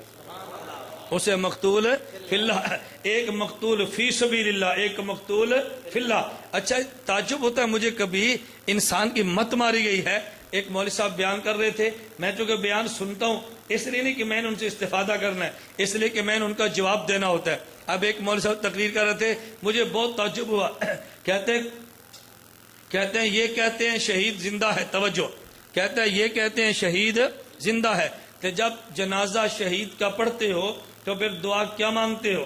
اللہم اغفر لے حین، آگے بولو بولو آگے، کہتا ہے نا، کہو اللہم اغفر لے حینا و حینا، کہتا ہے زندہ ہے نا، شہید ہوا تو میتنا کیوں کہتے ہو؟ اب دیکھو آپ کا ذہن تو خراب ہونا ہے نا، نوجوان پریشان تو ہوگا نا۔ دلیل کیا دے رہا ہے؟ کہتا ہے شہید زندہ نہیں ہے۔ دلیل کہتا ہے جب شہید کے جنازہ پڑھو تو دعا مانگتے اللہم اغفر لے حینا و میتنا، کہتا ہے نہیں اللہم اغفر لے حینا و حینا، کیوں؟ شہید زندہ ہے، جب زندہ ہے تو میتنا کیوں کہتے ہو؟ کہو نا حینا و حینا۔ میں نے کہا یہ بتا، یہ قرآن پر اعتراض ہے ہمارے اوپر اعتراض ہے؟ نہیں سمجھے کس پر اعتراض ہے؟ قرآن پر ہے نا۔ میں دلیل کا جواب دوں گا، میں صاف کر کے اٹھوں گا، لیکن اعتراض ہم پر ہے قرآن پر۔ شہید کو زندہ کس نے کہا؟ تو یہ اعتراض کس پہ ہو رہا ہے؟ قرآن پہ۔ میں نے کہا پہلی بات یہ دیوبند پر اعتراض نہیں ہے، قرآن پر ہے۔ میں نے کہا مولوی صاحب جو دوسرا تم اعتراض ڈال رہے ہو نا اس نوجوان طبقے کو، غلط ذہن سازی کرتے ہو۔ کیا کہتے ہیں؟ اللہم اغفر لحینا و حینا۔ میں نے کہا آگے چلو، اللہم اغفر لحینا و میتنا و شاہدنا، بولو شاہدنا۔ میں نے پوچھا جنازہ کس کا ہے؟ یہ سامنے موجود ہے یا غائب ہے؟ کہتے ہیں موجود ہے۔ تو میں نے کہا نا شاہدنا و شاہدنا، یہ غائب نا تو نے کیوں کہا؟ یہ تو سامنے ہے۔ میں نے کہا آگے چلو، بولو وصغیرنا۔ میں نے کہا یہ کبیرنا، یہ بڑا ہے یا چھوٹا؟ کہتا جی بڑا۔ تو میں نے کہا کہنا کبیرنا و کبیرنا، صغیرنا کیوں کہا ہے؟ آگے چلیے، وذکرنا، بولو بولو وذکرنا۔ میں نے کہا جنازہ ہے تیرے باپ کا، پیو کا جنازہ ہے، تو کہنا ذکرنا و ذکرنا، یہ انسانہ کیوں پڑے آئی؟ انسانہ کیوں پڑے؟ میں نے کہا دو جواب۔ اب کوئی جواب نہیں ہے۔ میں نے کہا نا توجہ، ہم کہتے ہیں کبھی جنازہ ہوتا ہے مرد کا، ہم کہتے ہیں ذکرنا، انسانہ، عورت کو بھی دعا میں شامل کرتے ہیں۔ جنازہ ہوتا ہے عورت کا، کہتے ہیں انسانہ، ذکرنا کہہ کے مرد کو بھی شامل کرتے ہیں۔ جنازہ تو ہے بڑے کا، کبیرنا، صغیرنا کہہ کر بچوں کو بھی شامل کرتے ہیں۔ جنازہ تو ہے شاہد موجود کا، غائبنا کہہ کے امت کو شامل کرتے ہیں۔ اگر جنازہ ہو شہید کا، حینا، ساتھ میتنا کہہ کے مردوں کو بھی شامل کرتے ہیں۔ اگر شہید نہ ہو تو میتنا، حینا کہہ کر شہید کو بھی شامل کرتے ہیں۔ اب سمجھ آئی کیوں کہتے اس کو نہ بلاؤ؟ دیکھو میں کوئی گالی نہیں دیتا، کوئی فتویٰ نہیں ہے، کوئی مخالفت نہیں ہے، کوئی توڑ کی بات نہیں ہے۔ مولانا الیاس گمن کو نہیں آنا چاہیے۔ کیوں؟ امیر شریعت عطا اللہ شاہ بخاری کا جلسہ تھا، انگریز کو پتا تھا عطا اللہ کیا بات کہتا ہے۔ ان نے نوجوان لڑکے تیار کیے کہ جب عطا اللہ شاہ بخاری سٹیج پہ پہنچے اس کو آگے انڈے مارو، ٹماٹر مارو، جلسہ نہ ہونے دو۔ امیر شریعت گاؤں میں پہنچے تو لوگوں نے کہا شاہ جی آج تمہارے خلاف فضا بڑی خلاف ہے۔ شاہ جی نے فرمایا سٹیج تک مجھے پہنچا دو، آگے میں جانوں اور فضا جانے، مجھے سٹیج تک پہنچاؤ۔ سٹیج تک لے گئے۔ شاہ جی قوم کا مزاج سمجھتے تھے، یہ قرآن سے دوڑتی ہے کسے سنتی ہے۔ شاہ جی نے فرمایا بھائی آج میں تقریر نہیں کرتا، ایک قصہ سناتا ہوں، اگر کہو تو میں سنا دوں۔ وہ مارنے والے جو آئے تھے انہوں نے کہا جی قصے سناؤ، قصے کی خیر ہے، ہمیں ڈر تو قرآن سے قصوں سے تو نہیں ہے نا۔ شاہ جی سناؤ قصہ۔ شاہ جی فرمانے لگے ایک آدمی ذمہ دار تھا، ملک تھا، چودھری تھا، لیکن نابینا تھا۔ اس کے گھر میں عورت آئی جس سے نکاح تھا، وہ نہایت بدصورت، کالی اور کلوٹی تھی۔ گاؤں میں ایک آدمی آیا، اس نے کہا میرے پاس سرما ہے، 10 دن 2 سلائیاں ڈالو، مادرزاد اندھا بھی ٹھیک ہو جاتا ہے۔ وہ چودھری نے کہا جاؤ جا کے سرما لاؤ۔ وہ گئی باہر، اس نے دیکھا وہ سرما بیچ رہا تھا۔ اس نے کہا کس لیے؟ اس نے کہا مادرزاد اندھا بھی ٹھیک ہو جاتا ہے۔ اس نے کہا سرما کتنے کا ہے؟ اس نے کہا 4 آنے کا۔ کہا 1 روپیہ لے، اس بدگاؤں کو چھوڑ دا۔ وہ چلا گیا۔ چودھری نے پوچھا وہ سرما لائی ہو؟ اس نے کہا پاگل ہے تو ملک صاحب، کبھی نبینے مادرزاد بھی سرمے سے ٹھیک ہوئے ہیں، بیوقوف نعرے لگا رہا تھا، چلا گیا۔ شاہ جی نے فرمایا کیوں؟ وہ جانتی تھی اگر اس نے 2 سلائیاں ڈال لی، چودھری کی آنکھیں آ گئی، مجھے گھر میں کون رکھے گا؟ شاہ جی فرمانے لگے نوجوانوں یہ تمہارے گھر میں انگریز جو آخر آیا ہے، تم چودھری ہو، ایمان والے ہو، سلطنت والے ہو، یہ چوڑا تمہارے ملک میں آیا ہے۔ اس کو پتہ ہے اگر امیر شریعت نے مسئلہ سمجھا دیا یہ نوجوان بیدار ہو جائیں گے۔ انگریز کو نکلنا پڑا۔ وہ کہتے سرما نہ بیچے، اگر کہو تو 2 سلائیاں تمہیں دے دوں، اگر کہو تو 2 سلائیاں ڈال دوں۔ کہا جی ڈالیں۔ پھر ادھر عشاء ہوئی، ادھر فجر ہوئی، پھر شاہ جی لگے رہے۔ تو اس لیے لوگوں کی پوری خواہش اس کو مت آنے دو. آنے پر کوئی گالی نہیں ہے. ہمارا تبلیغی طرز ہے, دلائل کی طرز ہے. بھائی دلائل ہر بندہ بیان کرے, ہر بندے کا حق حاصل ہے. کبھی آپ کے سینکڑا بات میں کوئی عالم جاؤ, ہم نے کبھی نہیں کہا اس کو نہیں آنا چاہیے, اس کو پابندی لگاؤ. ہر مسلک اپنے عقیدے کو, ہر بندہ اپنا عقیدہ بیان کرے, حق حاصل ہے. ہم بھی عقیدہ بیان کریں. توجہ, جو بات میں سمجھا رہا تھا, میں کہہ یہ رہا تھا, ہم نے اللہ کی ذات کو دیکھا اور سنا نہیں ہے. پیغمبر نے خدا کی ذات کو دیکھا اور, توجہ ادھر رکھے نا, پیغمبر نے خدا کی ذات کو دیکھا اور سنا ہے. اس لیے خدا نبی سے بات کرتا ہے, نبی امت سے بات کرتا ہے. توجہ رکھنا, نبی امت سے بات کرتا ہے. میں یوں کہتا ہوں, اللہ نے نبی کو قرآن دیا, نبی نے صحابہ کو دیا, خدا نے حدیث پیغمبر کو دی ہے, پیغمبر نے صحابہ کو دی ہے, خدا دے دین نبی کو دیا. توجہ رکھے, خدا دے دین نبی کو دیا, نبی نے دین صحابہ کو دیا. میں دوسرے لفظوں میں یوں کہتا ہوں, خدا نبی کو نمائندہ مصطفیٰ, نبی کو نمائندہ خدا کہتے ہیں, صحابی کو نمائندہ مصطفیٰ کہتے ہیں. قرآن چاہیے تو نبی ملے گا, حدیث چاہیے تو صحابی ملے گا. نبی قرآن کا لفظ بھی دے گا, قرآن کا معنی بھی دے گا, صحابی لفظ قرآن بھی دے گا, معنی قرآن بھی دے گا. اس سے اختلافات پیدا ہوتے ہیں. بعض لوگ کہتے ہیں ہم قرآن تو مدینے والے نبی سے لیں گے, معنی قادیان سے لیں گے. دیوبند والے کہتے ہیں لفظ بھی مدینے کا نبی دے گا اور معنی بھی مدینے کا نبی دے گا, مانا بھی مدینے کا نبی دے گا. نبی آگے صحابی کو دیتا ہے, صحابی امت کو دیتا ہے. اس لیے ہم نے کہا نبی نمائندہ خدا ہے, صحابی نمائندہ مصطفیٰ ہے. توجہ, میں ایک جملہ کہتا ہوں, میرے جملے کو دل کی تختی پہ نوٹ کرو. نبی نمائندہ خدا ہے, صحابی نمائندہ مصطفیٰ ہے. پھر میں یوں کہتا ہوں, خدا کے نمائندے دیکھو, تعداد 1,24,000 ہے. اگر نبی کے نمائندے دیکھو, صحابہ کی تعداد بھی 1,24,000 ہے. جتنے نمائندے خدا کے تھے اتنے نمائندے مصطفیٰ کے دے. خدا نے بتا دیا میرے پیغمبر تجھ پہ میری نمائندگی ختم ہے, تیرے صحابہ پہ تیری نمائندگی ختم ہے. اگر تیرے بعد کو میرا نمائندہ مانے وہ ایمان والا نہیں ہے, صحابہ کے بعد کو تیرا نمائندہ مانے وہ بھی ایمان والا نہیں ہے. جتنے نمائندے میرے اتنے نمائندے تیرے. یہ خدا نے اپنے پیغمبر کو اعزاز دیا ہے. میں کہہ یہ رہا تھا کہ اللہ نبی سے بات کرتا ہے, نبی صحابہ سے بات کرتے ہیں. خدا نبی کو دین دیتا ہے, نبی صحابہ کو دین دیتے ہیں. توجہ, میں ایک جملہ کہنے لگو. اب اگر بات کرنی ہو تو دیوبند والے کہتے ہیں بھائی نماز کون سی, ہم نے کہا صحابہ والی. روزہ کون سا, ہم کہتے ہیں صحابہ والا. لوگ کہتے ہیں یہ کیا بات ہوئی بھائی تم نبی والی نماز کیوں نہیں کہتے. میں نے کہا نا یہ ہماری نماز صحابی والی ہے. کہتے ہیں نبی والی کیوں نہیں کہتے. میں نے کہا ایک مسئلہ امام کا, ایک مسئلہ مقتدی کا. جھگڑا امام کی نماز میں نہیں, جھگڑا تو مقتدی کی نماز میں ہے. امام تیرا بھی فاتحہ پڑھتا ہے, امام میرا بھی فاتحہ پڑھتا ہے, مقتدی تیرا پڑھتا ہے میرا نہیں پڑھتا. تو جھگڑا امام کی نماز میں ہوتا, پیش امام کی نماز پڑھتے, پیش امام کی نماز کرتے. جھگڑا مقتدی کی نماز میں تھا, پھر پیش صحابہ کو کر. نہیں سمجھے, پیش کس کو کر, صحابہ. جس نماز میں جھگڑا ہے اس کو پیش کر. اس لیے ہم نے کہا نماز کون سی, صحابہ والی. تراویح کون سی, بولو کون سی, صحابہ والی. کہتے ہیں نہیں نبی والی. ہم نے کہا کوئی دلیل پیش کرو, دلیل پیش کرو. مسلک دیوبند کیا, نماز صحابہ. کہتے جی میرے پاس دلیل ہے. میں نے کہا کون سی. کہتے جی ہماری دلیل ہے قرآن حدیث صحیح بخاری میں ہے. نبی پاک صلی اللہ علیہ وسلم نے فرمایا, اللہ کے پیغمبر نے فرمایا صلو کما رأیتمونی اصلی, نماز ایسے پڑھو جیسے تم نے مجھے پڑھتے دیکھا. تو میں نے کہا پھر. کہتے ہیں ایسی پڑھو نا جیسے نبی نے پڑھی ہے. میں نے کہا ہمیں تو خطاب نہیں ہے. کہتا کیوں نہیں ہے. میں نے کہا کیا حضور نے خطاب فرمایا. کہتے ہیں حضور نے فرمایا صلو کما رأیتمونی اصلی, نماز ایسے پڑھو جیسے مجھے پڑھتے دیکھا. میں نے کہا ہم نے تو دیکھا ہی نہیں ہے, ہم کیسے پڑھے. کہتے جی پھر کیا مطلب. میں نے کہا یہ خطاب ہے صحابہ کو, صحابی یوں پڑھے جیسے نبی نے پڑھی ہے, ہم یوں پڑھے جیسے صحابی نے پڑھی. ہاں نبی صحابی نبی کو دیکھتا ہے, بعد والا صحابی کو دیکھتا ہے. ہماری نماز صحابہ والی, صحابی کی نماز نبی والی.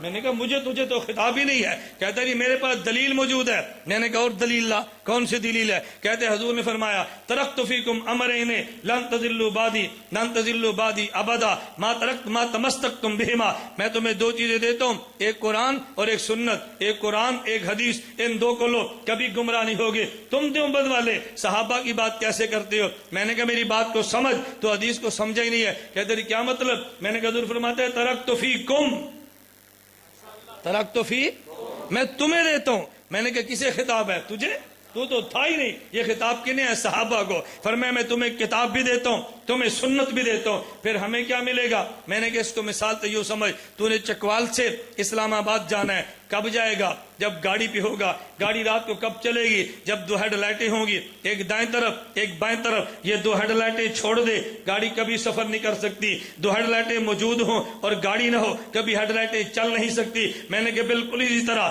وہ گاڑی جس نے تجھے جنت تک لے کر جانا ہے، ایک ہیڈ لائٹ کا نام قرآن ہے، ایک کا نام سنت ہے، اور یہ قرآن و سنت والی دو لائٹیں جس گاڑی پہ سجی ہیں اس کا نام صحابہ ہے۔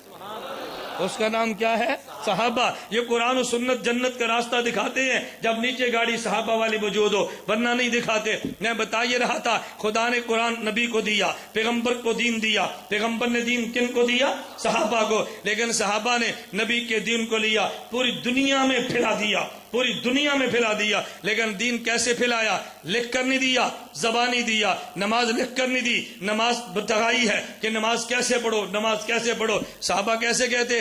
آپ تبلیغ جماعت والے جملہ سنتے رہتے ہیں، تبلیغ جماعت والے کہتے ہیں، صحابہ کہتے تھے ہماری طرح بن جو ہماری طرح۔ یہ نہیں کہتے کونو مثل نبینا، کہتے کونو مثلنا۔ صحابی یہ نہیں کہتے تھے ہمارے نبی کی طرح بنو، کو ہماری طرح بنو۔ کیوں؟ ہم صحابہ کی طرح، صحابی نبی کی طرح۔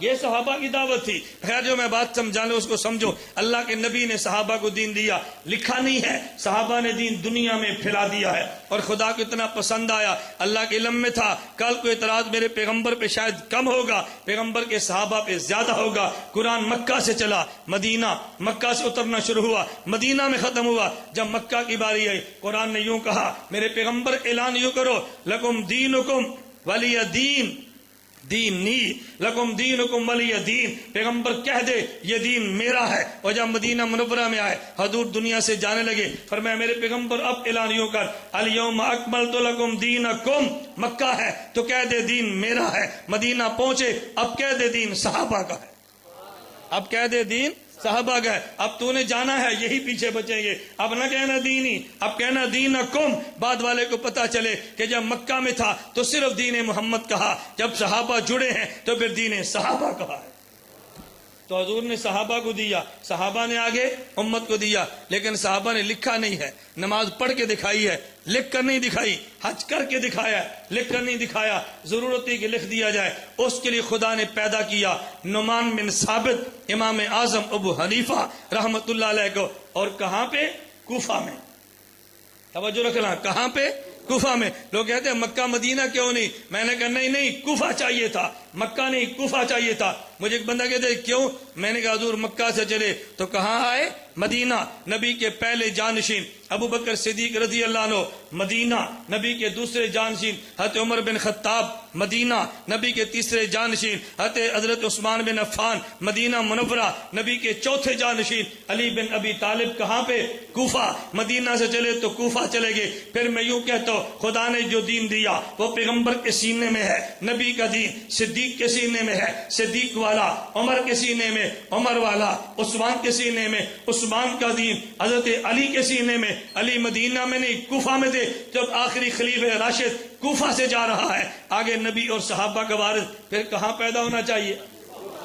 اس لیے میں کہتا ہوں جو خلیفہ راشد کی جائے شہادت ہے وہ میرے امام کی جائے ولادت ہے، جو چوتھے خلیفہ کی جائے شہادت ہے وہ میرے امام کی جائے ولادت ہے۔ جہاں سلسلہ رکا ہے وہیں سے چل پڑے گا۔ یہاں تک آئے تھے دین پھیلانے والے، اب آیا دین لکھ کے دینے والا۔ اب امام ابو حنیفہ نے کیا کیا؟ وہ لمبے سفر نہیں، یہ لکھوایا، ایک مسئلہ، دوسرا مسئلہ، تیسرا مسئلہ لکھواؤ۔ حضرت امام حنیفہ کو خواب آیا، مناقب موفق میں خواب موجود ہے۔ امام صاحب نے خواب دیکھا، نبی پاک صلی اللہ علیہ وسلم کی قبر میں گیا ہوں، حضور کی کڑیاں مبارک بکھری پڑی ہے، جمع کیا اور سینے سے لگا لیا۔ امام حنیفہ نے شاگرد کو بھیجا، جاؤ ابن سیرین کے پاس جاؤ، وہ تعبیر کے امام کے فن تعبیر کے امام ہیں، جاؤ ان سے جا کے مسئلہ پوچھو اور پوچھو اس خواب کی تعبیر کیا ہے، میرا نام نہ بتانا۔ وہاں گئے اور ابن سیرین کو امام صاحب کے شاگرد نے خواب بتایا۔ کہا کس نے دیکھا ہے؟ اس نے کہا جی خواب دیکھنے والے نے کہا میرا نام نہ بتانا۔ فرمایا تم نہ بتاؤ، یہ خواب ابو حنیفہ کے علاوہ کون دیکھ سکتا ہے؟ خواب دیکھا یا بیداری میں دیکھا؟ اب خواب کی تو تعبیر ہوتی ہے نا، کئی لوگ کہتے ہیں جو امام صاحب نے کیسے دیکھا۔ اب امام ابن سیرین کی تعبیر سنو۔ امام ابن سیرین فرمانے لگے، فرمایا جاؤ امام ابو حنیفہ کو بشارت دے دو کہ وہ دین پیغمبر کا جو دنیا میں پھیل گیا ہے اس کو ایک جگہ جمع کرنے کا کام خدا تجھ سے لے گا۔ یہ حضور کی مبارک ہڈیاں پیغمبر کا دین ہے جو دنیا میں بکھرا ہے، خدا تم سے جمع کرنے کا کام لے گا۔ پھر امام سیوطی، امام حاکم کہتے ہیں انہو اول من دون علم الشریعہ ورتبہ ابوابا ولم یسبقہ احد، سب سے پہلے اس نے حضور کا دین جمع کیا، اس کا نام ابو حنیفہ ہے۔ آج آپ نے دیکھا ہوگا دنیا میں دو طبقوں مخالفت بڑی ہے، نمبر ایک امام حنیفہ کی، نمبر دو تبلیغی جماعت کی۔ آپ نے دیکھا ہے نا، دو کی مخالفت بڑی ہے۔ آپ کو پتہ ہے مخالفت کیوں ہے؟ اس مخالفت کی وجہ ایک کام امام ابو حنیفہ نے فرمایا اور ایک کام حضرت جی مولانا الیاس رحمۃ اللہ علیہ اور تبلیغی جماعت نے کیا ہے۔ امام صاحب نے کام کیا کیا؟ اللہ کے نبی کی سنتوں کو جمع کیا، اور تبلیغی جماعت نے کام کیا کیا؟ نبی کی سنتیں جو مٹی تھی ان کو زندہ کیا۔ میں کہتا ہوں دیوبند والو، سنت کو جمع بھی تیرے امام نے کیا ہے اور سنت کو پھیلایا بھی تم نے ہے، جمع کرنے والے بھی ہم ہیں اور پھیلانے والے بھی ہم ہیں۔ اب سنت کو دشمن تیرا دشمن نہیں بنے گا، بنے گا، لیکن تو نے ہمت سے کام لینا ہے۔ مخالفت کا جواب مخالفت نہیں ہے، مخالفت کا جواب اخلاق، نرمی، محبت اور دلائل ہیں۔ ایک وقت آئے گا یہ مخالفت والا تیرے قدم چوم لے گا۔ میرے امام نے دین کو جمع کیا اور یہ دین دنیا میں پھیلا۔ اس پہ چھوٹا سا نقطہ یاد رکھو، حضرت امام صاحب نے خواب کیا دیکھی؟ نبی پاک صلی اللہ علیہ وسلم کی مبارک ہڈیاں بکھری ہیں۔ امام ابن سیرین نے تعبیر کیا دی؟ حضور کا دین پھیلا ہے۔ یہ کیوں تعبیر دی ہے؟ ذرا تعبیر کو سمجھنا، تعبیر ایک مستقل فن ہے، عام بندہ نہیں جانتا۔ یہ خواب کی تعبیر کیوں دی ہے؟ میں ایک جملہ کہنے لگا، وجہ یہ ہے تیری اور میری نماز کا نام دین ہے، تیرے اور میرے روزے کا نام دین ہے، تیرے اور میرے حج اور زکوٰۃ کا نام دین ہے، میرے پیغمبر کے وجود اثر کا نام دین ہے۔ نہیں سمجھا؟ میرے پیغمبر کے وجود اثر کا نام دین ہے، تیری اور میری نماز کا دین ہے، نام دین ہے، میرے پیغمبر کے وجود اثر کا نام دین ہے۔ خدا کی قسم اٹھا کے کہتا ہوں میری اور تیری نماز اتنا بڑا دین نہیں ہے جتنا وجود پیغمبر دین ہے، تیرا اور میرا روزہ اتنا بڑا دین نہیں ہے جتنا وجود پیغمبر دین ہے۔ میرے اور تیرے نماز سے وہ مقامات نہیں ملتے جو پیغمبر کے وجود سے ملتے ہیں۔ تو کہے گا دلیل کیا ہے؟ تو نے حدیث کئی بار دفاع صحابہ کے عنوان پہ سنی ہے، لیکن ایک بات میں ظرافت کے طور پہ کہتا ہوں، تو نے خطیب سے تو نہیں ہے، تو نے وکیل سے نہیں سنی، ذرا وکیل سے سن، پھر حدیث کی لذت دیکھ لا۔ اللہ کے نبی صلی اللہ علیہ وسلم نے فرمایا لا تسبوا اصحابی، میرے صحابہ کوئی شان میں نازیبا جملہ نہ کہنا۔ میں ترجمہ گالی نہیں کرتا، عربی زبان میں گالی کو شتمن کہتے ہیں، سبن کو نازیبا جملہ کہتے ہیں۔ پھر میں میرے صحابہ کی شان میں نازیبا جملہ نہ کہنا۔ میرے پیغمبر نے پھر دلیل دی ہے، کیوں؟ فإن أحدكم لو أنفق مثل أحد ذهبا ما بلغ مده ونصيفه، فرمایا اس لیے اگر میرا صحابی ایک مٹھی جو خرچ کر دے اور تم اوت پہاڑ کے برابر سونا بھی خرچ کرو، یہ سب تم اس کے برابر نہیں ہو۔ ارے اس کی وجہ کیا ہے؟ تیرے پاس اوت پہاڑ کے برابر سونا ہے، صحابی کے پاس مٹھی جو ہے، تیرا اوت پہاڑ کے برابر سونا صحابی کی مٹھی جو کے برابر کیوں نہیں ہے؟ تیری اور میری کروڑوں نمازیں صدیق کی ایک نماز کے برابر نہیں ہے، تیرے اور میرے اربوں حج عمر کے ایک حج کے برابر نہیں ہے۔ میرے دوست وجہ یہ ہے کہ تیرے اور میرے پاس نمازیں موجود ہیں، وجود پیغمبر نہیں ہے، ہمارے پاس حج موجود ہے، صحبت پیغمبر نہیں ہے، صدیق کی رکعت ایک ہے، وجود پیغمبر کے ساتھ ہے، ادھر مٹھی جو ہے صحبت پیغمبر کے ساتھ ہے۔ تو پھر مان لے اگر مٹھی جو ایک طرف ہو جائے، اس پہاڑ کے برابر سونا ایک طرف ہو جائے، یہ برابر کیوں نہیں ہے؟ اس پہاڑ کے سونے کو وجود پیغمبر جو نہیں ملا، ادھر مٹھی جو کو پیغمبر کا وجود ملا ہے۔ پھر تجھے مان لینا چاہیے کہ تیرے اور میرے عمال کا وہ مقام نہیں ہے جو وجود پیغمبر کا مقام ہے۔ یہی وجہ ہے کعبہ کو دیکھ لے وہ عظمت نہیں ہے، مسجد کو دیکھ لے وہ عظمت نہیں ہے، جو وجود پیغمبر کی برکت کی وجہ سے خدا مقام دیتا ہے۔ دیوبند کا مسلک اور عقیدہ ہے کہ جس کو حالت ایمان میں پیغمبر کی صحبت ملی ہے، اس کو ایک نماز بھی نہ ملی ہو، ایک روزہ بھی نہ ملا ہو اور وہ دنیا سے چلا جائے، خدا کی قسم اٹھا کے گئے تو مسلک دیوبند ہے اگر وجود پیغمبر کی صحبت ملی ہے، حالت ایمان میں ملی ہے، کروڑوں نمازیں ایک طرف ہو جائے یہ بالا ہے، کروڑوں روزے ایک طرف ہو جائے یہ بالا ہے، کروڑوں سجدے ایک طرف ہو جائے یہ آلہ ہے۔ وجہ یہ ہے تیرے پاس نمازیں ہیں، ادھر وجود پیغمبر ہے، ادھر روزے ہیں، ادھر وجود پیغمبر ہے، تیرے پاس حج ہے، مجھے وجود پیغمبر ہے۔ پھر مان لے تیری اور میری نماز کا نام دین ہے، پیغمبر کے پورے وجود کا نام دین ہے، حضور کے پورے۔ اب پھر عقیدہ سن، اب پھر عقیدہ سن، مسلک دیوبند سن۔ لوگ پتہ کیا کہتے ہیں؟ جن نماز کا وسیلہ دے کے خدا سے مانگ لو، روزے کا وسیلہ دے کے خدا سے مانگ لو، تلاوت کا وسیلہ دے کے خدا سے مانگ لو، نبی کا وسیلہ نہ دینا۔ میں نے کہا کیوں؟ توجہ، کیوں بھئی وجہ بتا؟ کہتے ہیں نماز کا وسیلہ جو دیتے ہو مجھے وجہ بتا، روزے کا وسیلہ جائز ہے مجھے وجہ بتا، اگر تلاوت کا وسیلہ جائز ہے تو وجہ بتا کیوں جائز ہے۔ ایک بندہ کہتے ہیں اس لیے کہ نماز پڑھنے سے خدا کا قرب ملتا ہے، روزے رکھنے سے خدا کا قرب ملتا ہے، حج کرنے سے خدا کا قرب ملتا ہے، وہ اعمال جن سے خدا کا قرب ملے اس کا وسیلہ دے کے خدا سے مانگ سکتا ہے۔ میں نے کہا پھر یہ بھی اگر دلیل ہے تو پھر میں کہتا ہوں ہاں نماز سے خدا کا وسیل خدا کا قرب ملتا ہے، میں مانتا ہوں روزے سے خدا کا قرب ملتا ہے، لیکن خدا کی قسم اٹھا کے کہتا ہوں کروڑوں نمازوں سے وہ خدا کا قرب نہیں ملتا جو وجود پیغمبر سے ملتا ہے۔ مجھے ایک بندہ کہنے لگا او جی نماز کا وسیلہ، توجہ، حضور کا وسیلہ دے سکتے ہیں؟ میں نے کہا مجھے تو بتا نماز کا وسیلہ دے سکتے ہیں؟ مجھے کہتا ہے جی دے سکتے ہیں، توجہ دے سکتے ہیں۔ میں نے کہا اچھا نماز کہاں سے آئی؟ کہتا ہے عرش سے۔ میں نے کہا خود آئی یا حضور لائے ہیں؟ بولنا، خود آئی یا حضور لائے ہیں؟ میں نے کہا جو آئی اس کا وسیلہ دے سکتا ہے اور جو لایا ہے اس کا وسیلہ نہیں دے سکتا۔ نبی کو چھوڑ دے نماز آتی کیسے؟ قرآن کا وسیلہ دے سکتا ہے؟ کہا جی دے سکتے ہیں۔ میں نے کہا ملا کیسے ہے؟ کہتے جی پیغمبر کے وجود سے۔ میں نے کہا حضور کو نکال دے قرآن ملتا ہے؟ کہتے نہیں۔ میں نے کہا پھر سہکل آباد کے دوستو میرے جملے کو دل کی تختیوں پہ نوٹ کرو، میں کہتا ہوں تجھے قرآن ملا پیغمبر کی وجہ سے ملا، میں اس کو یوں کہتا ہوں خود قرآن کا وسیلہ بھی پیغمبر کی ذات ہے۔ نہیں سمجھا؟ خود قرآن کا وسیلہ بھی، بولو نا، خود روزہ بھی پیغمبر کی ذات، روزے کا وسیلہ، نماز کا وسیلہ پیغمبر کی ذات ہے۔ اس سے بڑھ کے میں جملہ کہتا ہوں، اللہ کرے تمہیں سمجھ آ جائے، میں کہتا ہوں خود وسیلے کا وسیلہ بھی پیغمبر کی ذات ہے۔ نبی نہ ہوتا تجھے وسیلے کا مسئلہ ہی نہ ملتا، وسیلے کا وسیلہ بھی پیغمبر کی ذات ہے۔ شان محمد مصطفیٰ، عظمت محمد مصطفیٰ، خلافت راشدہ۔ بتاؤ مل سکتا تھا وسیلے کا مسئلہ؟ تو وسیلے کا وسیلہ بھی تو حضور کی ذات ہے، ان کا وسیلہ نہیں دیتا، اعمال کا دیتا ہے۔ میں نے کہا کہ امت کے عقیدے برباد کرتا ہے، اور ظالم ایک نبی کی ذات بچتی ہے اس کو ہم سے نہ توڑو، ایک حضور کی ذات بچتی ہے اس سے ہمیں مت کاٹو، اور دیوبند والے اس سے کٹنے کے لیے تیار بھی نہیں ہے انشاءاللہ۔ کٹ جائیں گے آپ؟ نہیں ہو سکتا۔ نبی کی ذات ہم کیسے چھوڑ دیں؟ حضور کی ذات پہ جان فدا ہے، خدا کی قسم مال فدا ہے، سب کچھ فدا حضور کی ذات پہ، ہم نبی کو نہیں چھوڑ سکتے۔ نبی نے ہمارے لیے بیٹیوں کو طلاق دلوائی ہے، پیغمبر نے ہمارے لیے مکہ کو چھوڑا ہے، نبی نے ہمارے لیے اپنے صحابہ کو شہید کروایا ہے، حمزہ کے جسم کے ٹکڑے کروائے ہیں، اپنے پاؤں سے خون نکلوایا، اس نبی کو ہم چھوڑ دیں؟ یہ کیسے ممکن ہے؟ میاں والی ایک جگہ میرا بیان تھا تو میرے میزبان مجھے فرمانے لگے مولانا صاحب 70% مجمع آج ان کا ہے، آپ تھوڑا سا نا خیال کرنا، 70% مجمع ان کا ہے، تھوڑا سا خیال کرنا۔ بخاری شریف کی آخری حدیث کا سبق تھا، میں نے کہا پھر تو مجھے مسئلہ ہی وہ بیان کرنا چاہیے جو ان کا ہے تاکہ 70% تو ٹھیک ہو نا۔ مجھے کہتے نہیں آپ پھر بھی تھوڑا سا خیال فرمائیں۔ میں نے کہا چلیں میں خیال فرما لیتا ہوں۔ میں نے تقریباً 40 منٹ 45 منٹ بخاری کی آخری حدیث پہ درس دیا، بیان کیا۔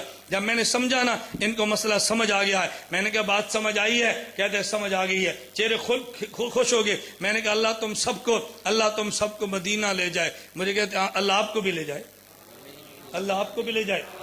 میں نے کہا اللہ آپ سب کو مدینہ منورہ لے جائے۔ کہتے آمین۔ میں نے کہا تمہارے صدقے خدا مجھے بھی لے جائے۔ کہتے آمین۔ میں نے کہا کچھ شرم کرو، کچھ حیا کرو۔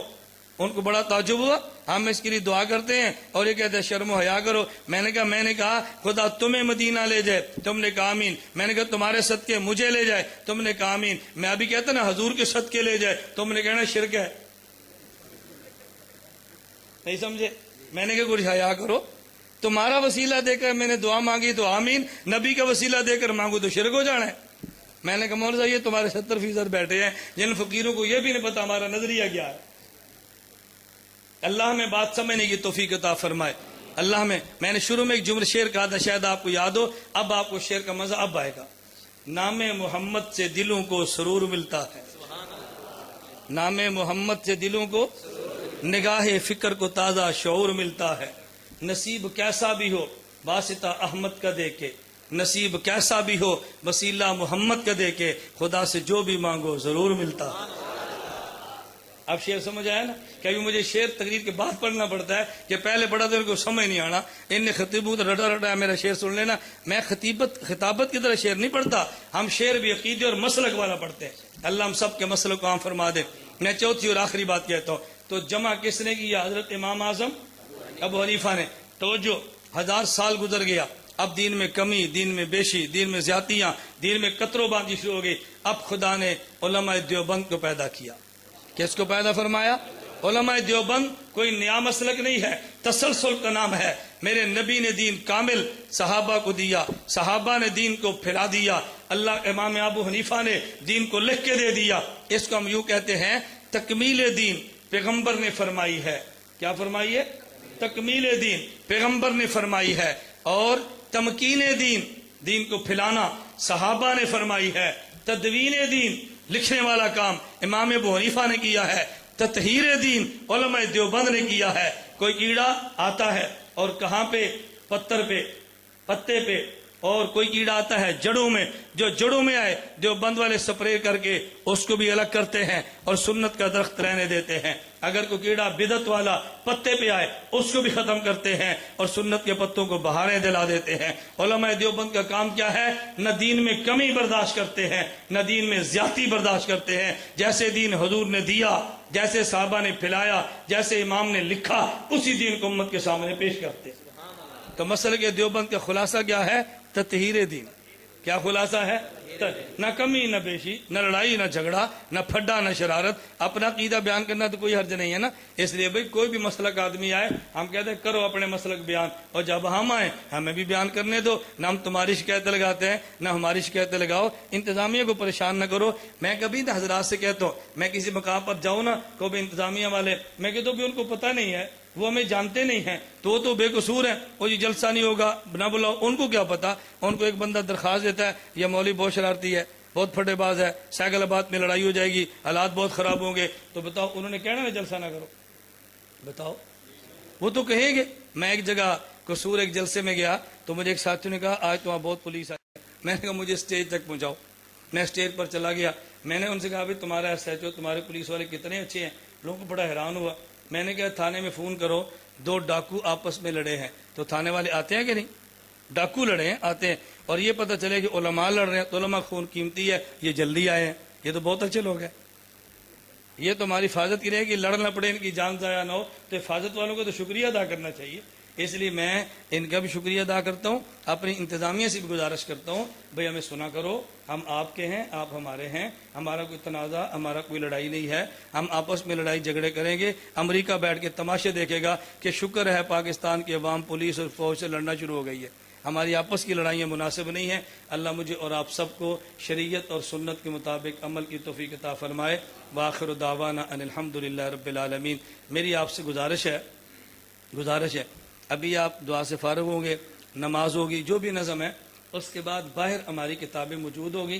میری احباب سے گزارش ہے ان کتابوں کو آپ ضرور خریدیں. مسلک کی کتابیں ہیں, سی ڈیز ہیں, پوسٹر ہیں, کتابیں ہیں, اور کتابیں لے سکیں نہ نہیں, ایک نماز کی کتاب آپ ضرور ہر ساتھی لے کر جائے. اس کتاب کا نام ہے نماز اہل سنت والجماعت. کیا نام ہے؟ یہ کتاب ہر ساتھی کے گھر میں پہنچے, ہماری بڑی خواہش ہے. آپ اس کتاب کو ضرور لیں, باقی لٹریچر بھی دیکھ لیں, آپ درود پاک پڑھیں اور دعا کر لیں. الحمدللہ رب العالمین والصلاة والسلام علی رسولہ وعلی آلہ واصحابہ اجمعین. اے مولا کریم ہم سب کے گناہوں کو معاف فرما دے. اے اللہ خطاؤں سے درگزر فرما دے. اے اللہ جائز حاجات کو پورا فرما دے. اے اللہ مشکلات کو دور فرما دے. مولا کریم جتنے حضرات تشریف لائے ہیں تمام کا آنا قبول فرما لے. اے اللہ بیماروں کو صحت عطا فرما دے. اللہ مقروضوں کے قرض ادا فرما دے. اللہ جو دنیا سے جا چکے ان کی مغفرت فرما دے. اے میرے مولا کریم جو بے گناہ اسیر ہیں ان کو رہائی عطا فرما دے. اے اللہ جو ہم نے دعائیں مانگی اپنے فضل و کرم سے قبول فرما لے. عافیت کے ساتھ دین کی خدمت کے لیے قبول فرما. دنیا آخرت کی خوشیاں عطا فرما. اے اللہ جو مانگا وہ بھی عطا فرما, جو نہیں مانگا بن مانگے عطا فرما. اے مولا کریم کہ ہمارا خاتمہ ایمان پہ فرما. قیامت کے دن حضور اکرم صلی اللہ علیہ وسلم کی ہم سب کو شفاعت نصیب فرما. وصلی اللہ تعالی علی رسولی خیر خلقہ محمد و آلہ اصحابہ اجمعین برحمتک یا ارحم.